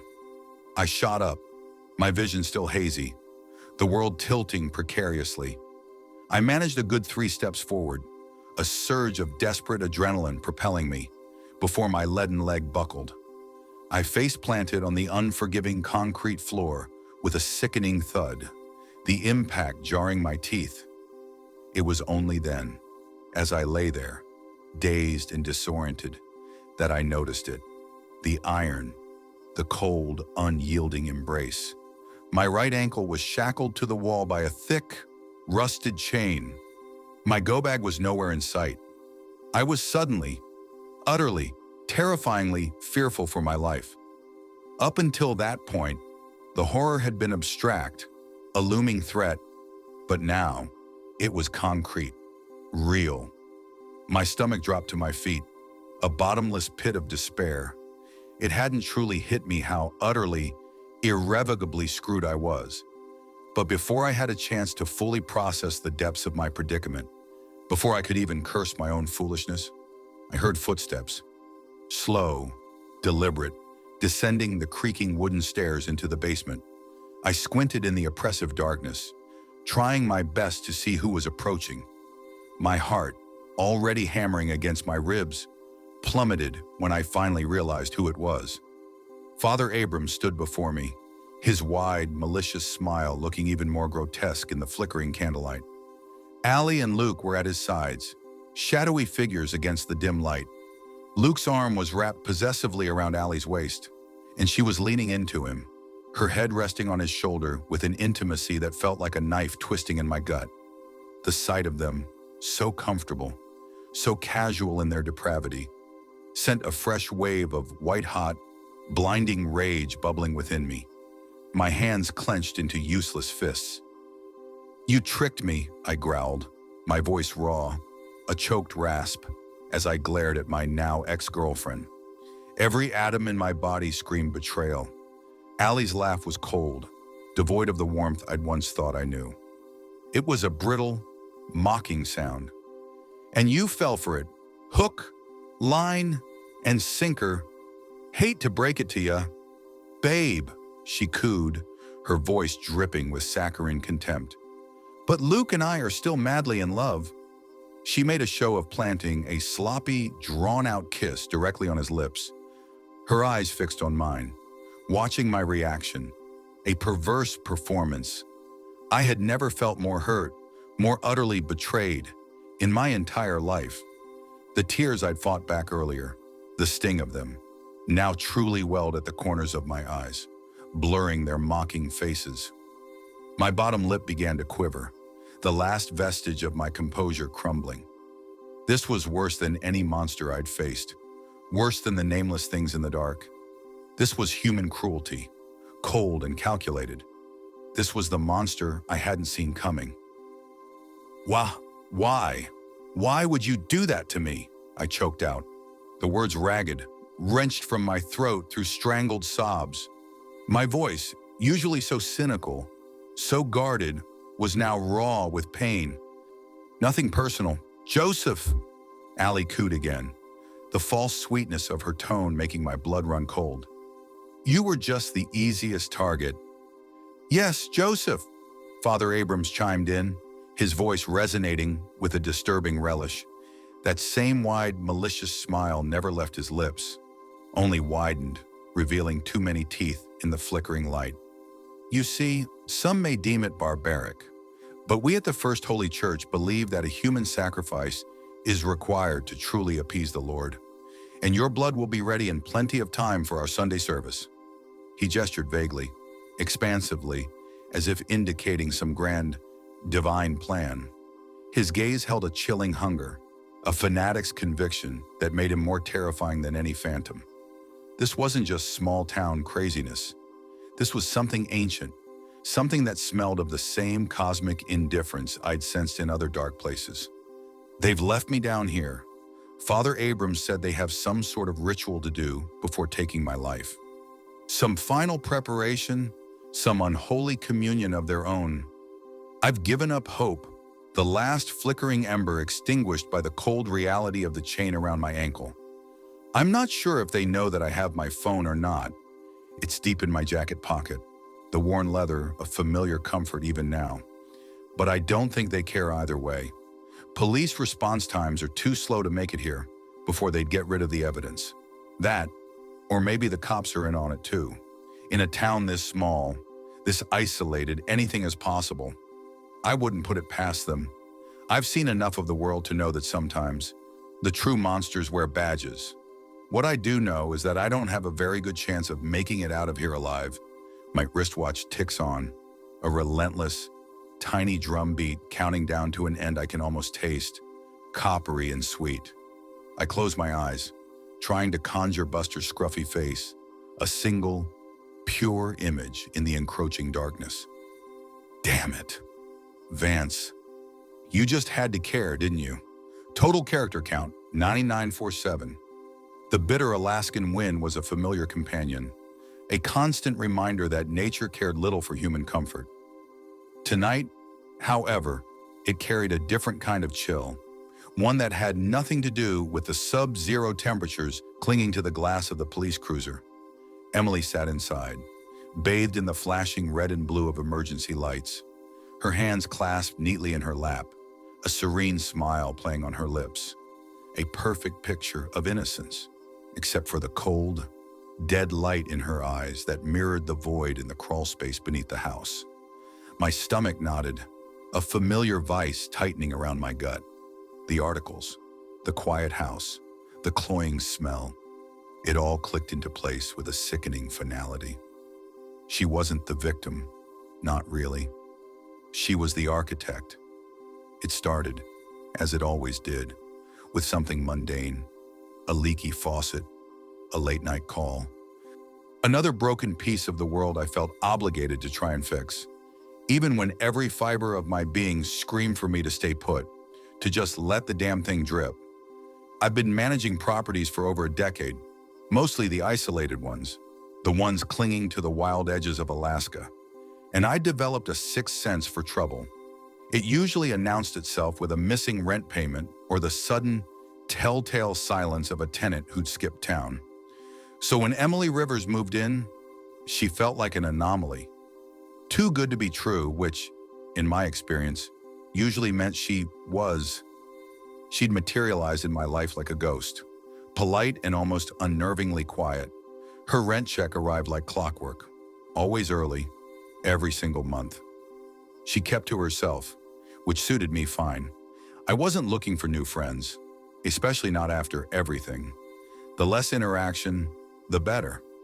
She worked for some tech company she'd mentioned with odd hours, which explained her occasional absence. She'd chosen the rental specifically for its privacy, she said, its location on the very fringe of town, swallowed by the encroaching woods, a prime spot for someone who wanted to disappear, or for someone who wanted to make someone disappear. My cynicism, well honed over years of dealing with the quirks and cruelties of humanity, immediately filed her under suspiciously perfect. Nothing was ever perfect. Not in this life. Not for me. Her husband, if he existed, was a phantom. Emily handled everything, every email, every question, every payment. It was like he was a convenient fiction, a placeholder in her life that never quite solidified into a real person. I never pushed it. My job wasn't to pry into the marital arrangements of my tenants, just to ensure the plumbing worked and the checks cleared. I just logged it away. Another small, unsettling detail in the otherwise unblemished facade of Emily Rivers. A few weeks ago, my old flip phone buzzed on the dashboard of my truck. Emily, a text, not a call. It was late, pushing 10, the kind of hour when most folks were winding down, not dealing with domestic emergencies. Leaky faucet, the text read, stark against the glowing screen. It's urgent. The dripping is driving me crazy. She'd added a string of polite, desperate emojis, practically begging. My first thought was to brush her off until morning. Plumbing emergencies rarely warranted a late-night call unless water was actively flooding the living room. But then that damned, regrettable flicker of responsibility, the Achilles heel I'd never quite managed to cauterize, flared up. Fine, I muttered to myself, rubbing the stubble on my chin. Another late-night drive to nowhere. I grabbed my ancient toolkit, the leather worn smooth from years of use, and pulled on my jacket. It was an old, battered thing, but it was mine. A second skin that had seen more horrors than I cared to count. A small comfort against the vast indifference of the Alaskan night. I glanced at my analog wristwatch, more out of habit than need. 10:17 p.m. The hands seemed to crawl. The drive to her place was short, but the silence of the forest road felt heavy, pressing in on the truck. The pines stood like dark, watchful sentinels, their branches thick with shadows that seemed to shift just at the periphery of my vision. By the time I pulled into her gravel driveway, the air was still and cold, a premonition in the frigid bite. Emily's car wasn't there. Confirming her odd hours claim, I pulled the spare key from my ring, the cold metal digging into my palm. and let myself in. "Emily," I called out, my voice swallowed by the unnatural quiet of the house. No answer, just the hollow echo of my own inquiry. The house was wrong, spotless, yes, but not just clean. It was sterile, a display home, not a lived-in space. No muddy boots by the door, no half-read book on a coffee table, no overflowing mail slot, not even a single misplaced crumb on the pristine countertops. It was as if someone had meticulously bleached away every trace of human habitation, every imperfection, every speck of dust that might hint at a life lived within its walls. The air itself felt thin, scrubbed clean of scent, almost metallic. I could practically hear the hum of the refrigerator in the silence. It put me on edge immediately. I wanted to get the job done and get out.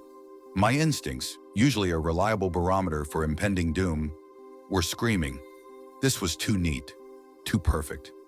Something was profoundly, fundamentally off. I found the source of the problem in the kitchen, just as she'd said.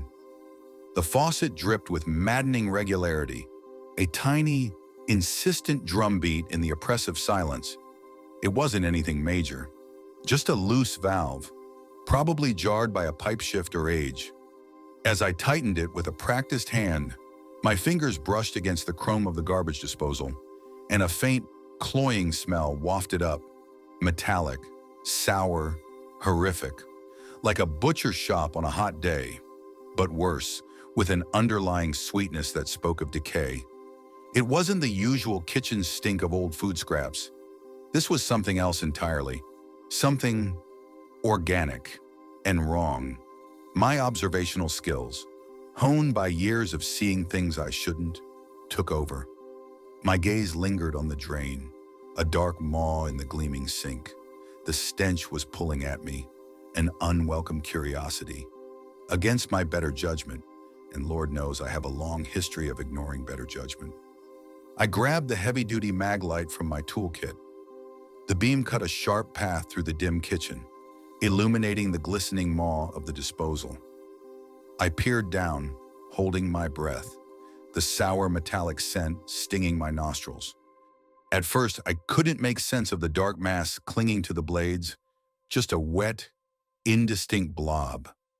But then the light shifted, catching a stray strand, and my gut lurched.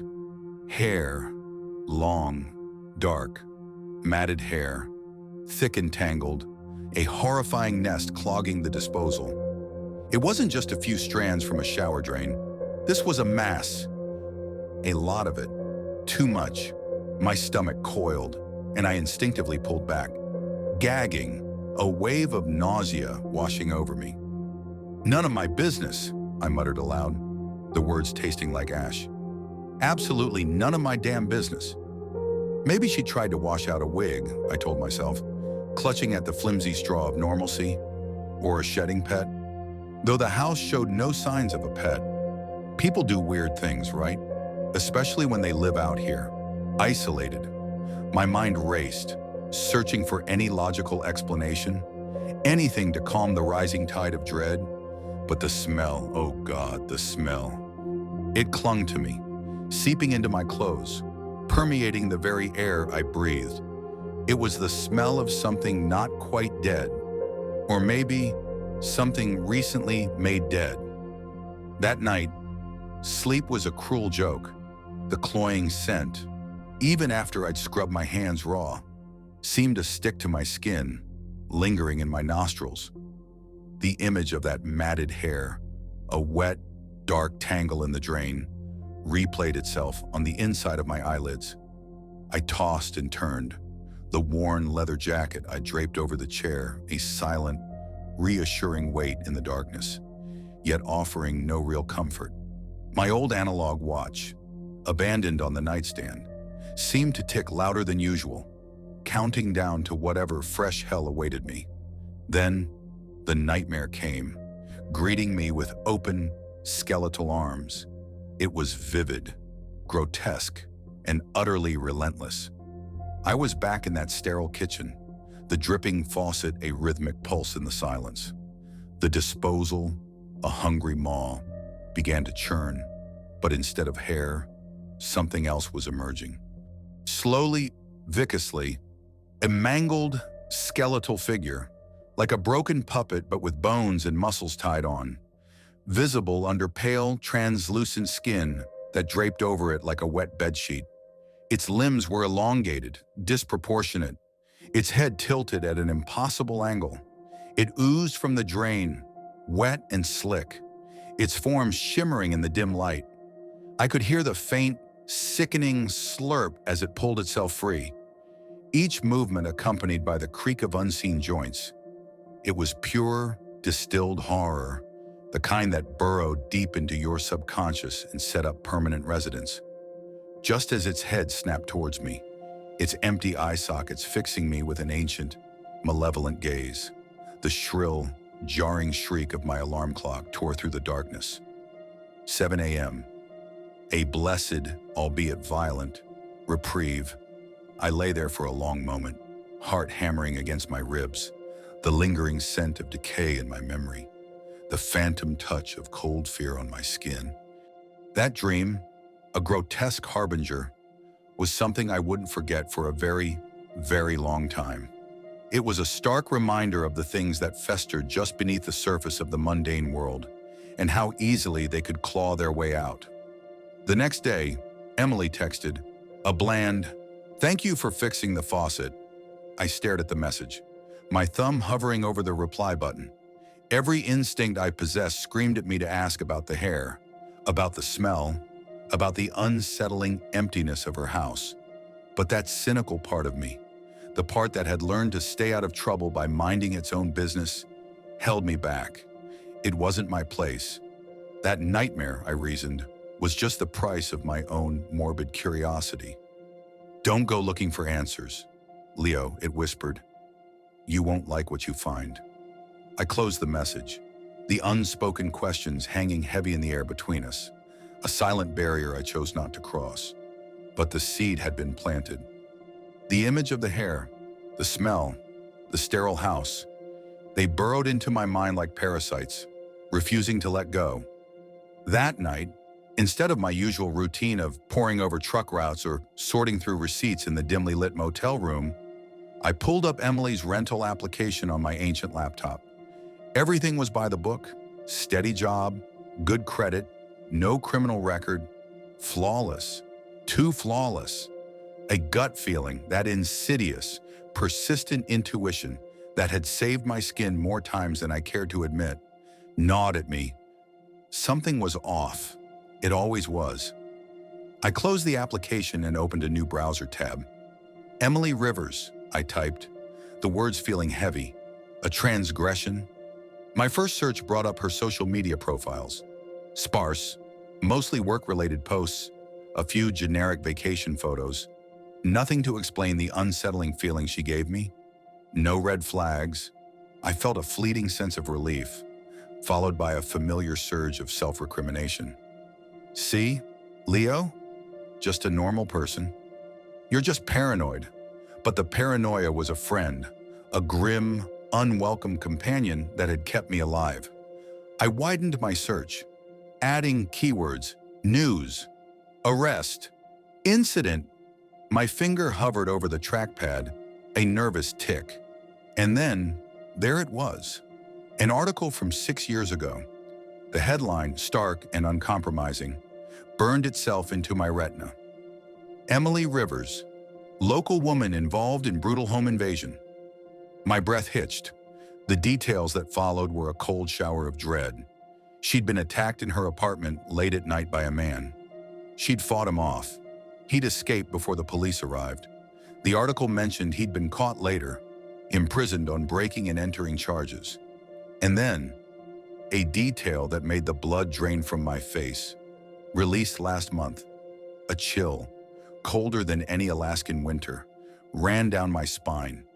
This explained everything. Her privacy, her choice of the isolated house, her desperate need for a new deadbolt. She was terrified. She was running. Just like me, but from a tangible threat. A man. Not a spectral abomination from another dimension. Not the whispering dead, but a flesh and blood monster. It almost felt quaint. My shoulders relaxed, a fraction of the tension easing. This was a normal kind of horror, a human one. A few days later, my phone rang. Not a text this time, a call. My heart immediately went into overdrive. No good news ever comes via phone call in my line of work, especially not from a tenant who normally communicates via terse text messages. It was Emily. Her voice was thin, strained, laced with a barely suppressed hysteria. "I think someone's been in my house," she choked out, the words tumbling over each other. While I was at work, I can't explain it. Things just feel off. She sounded genuinely panicked, her composed facade finally cracking. The cynical part of me wanted to say, "Welcome to the club." The reluctant conscience, however, was already grabbing the keys. "I'm on my way," I said, the words a familiar, grim resignation. When I arrived, she was pacing the driveway, a pale wraith in the gathering dusk, her shoulders hunched against an invisible weight. Her eyes, usually so composed, darted nervously around the perimeter of the house like a cornered animal. She launched into a breathless explanation. "It's just little things. The couch pillows, they were arranged differently. My toothbrush, it was angled wrong in the holder. Nothing's missing. Nothing's broken. But I know." Her voice rose on the last word, conviction warring with terror. I scanned the property, the woods pressed in, dark and silent, offering a million places for someone to hide, to watch. I checked the locks, one by one. The front door, the back door, all the windows. Each one secure, latched tight, no signs of forced entry, nothing out of place, no muddy footprints, no scuff marks on the sills. The only thing out of place was Emily herself, her agitated presence disrupting the otherwise pristine order of the driveway. I told her it was probably her imagination, the lingering trauma of her past attack playing tricks on her mind. I offered the standard landlord platitudes, empty reassurances that tasted like ash in my mouth. She nodded, but her eyes held a desperate, unconvinced flicker. Before I left, she asked if I'd install a second deadbolt on the front door. "Absolutely," I said, trying to project a calm I didn't feel. "First thing tomorrow." A part of me wanted to tell her to just get out, to cut her losses and disappear. But then, where would she go? I knew the feeling. There was nowhere to run. That was 2 nights ago. This morning, I was halfway through my lukewarm coffee, contemplating the dreary prospect of installing a new deadbolt, when my phone rang again. This time, it was the police. My stomach dropped. "There's been an incident at the property on Aspen Lane," the officer's voice said, crisp and unfeeling. "We need the landlord to come down." The drive there was a blur. My hands clenched the steering wheel, knuckles white. The police cars were already there, their lights strobing through the pre-dawn gloom, painting the quiet residential street in violent reds and blues. Officers swarmed the house, a hive of activity. Yellow crime scene tape, a garish ribbon against the gray wood. My heart hammered against my ribs. A frantic bird trapped in a cage. Not again, I thought. A desperate, futile prayer. Please, not again. One of them, a burly cop with a tired face, peeled away from the cordon and walked towards me. "You the landlord?" he asked, his voice flat. I nodded, my throat dry, every muscle in my body tensing. He didn't waste words. "We found a body," he said, his gaze unwavering. "In the crawl space under the house." The world tilted. My mind reeled, trying to process the information, to fit it into the neat, terrible narrative I'd constructed. "A body?" I managed, my voice a croak. "Who?" He hesitated, a fleeting flicker of something unreadable in his eyes. "A man. We're still identifying him, but it looks like he's been there a while." "A while?" The words echoed in the chill air, taking on a sinister weight. How long exactly was a while? My mind raced, flashing back to Emily's spotless house, the almost clinical cleanliness, her unsettling composure, her sudden, manufactured panic, the desperate request for a second deadbolt, the hair in the drain, the smell, my nightmare. Oh God, the nightmare. The mangled figure slowly pulling itself from the drain, its skin like a wet bedsheet. Was that what it had been? A premonition? Or a memory from her past? A glimpse into her grim process? The pieces of a puzzle, long scattered, were starting to click into place, forming a picture far more terrifying than anything I'd imagined. And then I saw her, Emily, sitting in the back of a police cruiser, a dark silhouette against the flashing lights. She looked calm, too calm. Her hands rested neatly in her lap, her head tilted slightly, almost artfully, as if she were listening to some far-off, unheard melody. No tears, no shock, no fear, just that serene, unsettling stillness. The kind of stillness you find in a predator, waiting. My feet moved on their own, drawing me closer, a moth to a deadly flame. As I approached, she turned her head slowly, deliberately, and looked at me. Her expression didn't change. Not a muscle twitched, but her eyes, those dark, unblinking eyes, they pierced right through me, cold and ancient, devoid of all human warmth, like chips of obsidian. The same eyes from my nightmare, unblinking, unfeeling.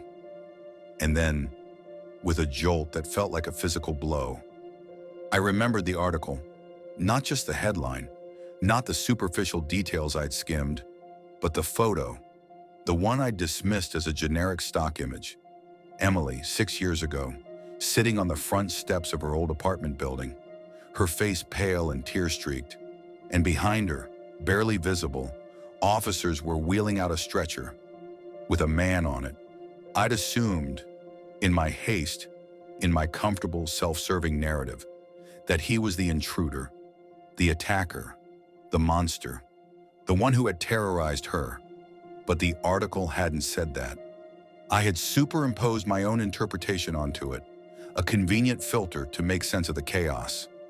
I had been too tired, too ready to categorize her as a victim, to truly read a, looking back now, the headline itself, if I stripped away my own preconceived notions, sounded off, a chillingly polite deception.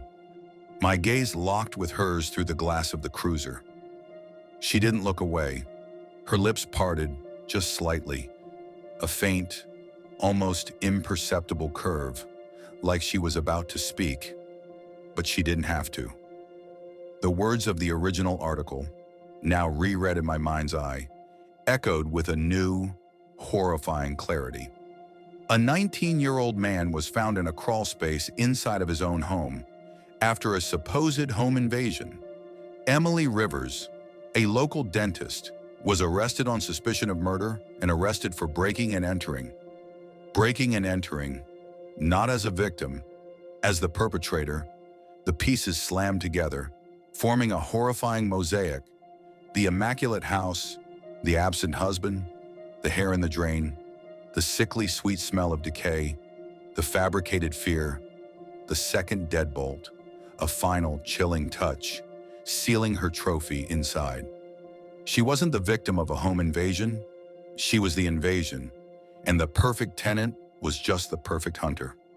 My old analog watch felt heavy on my wrist, a dead weight, another one, another body, another ghost to add to the growing legion rattling around inside my head. The wind picked up, a mournful howl, carrying with it the scent of death and the terrifying echo of a serene, unblinking gaze.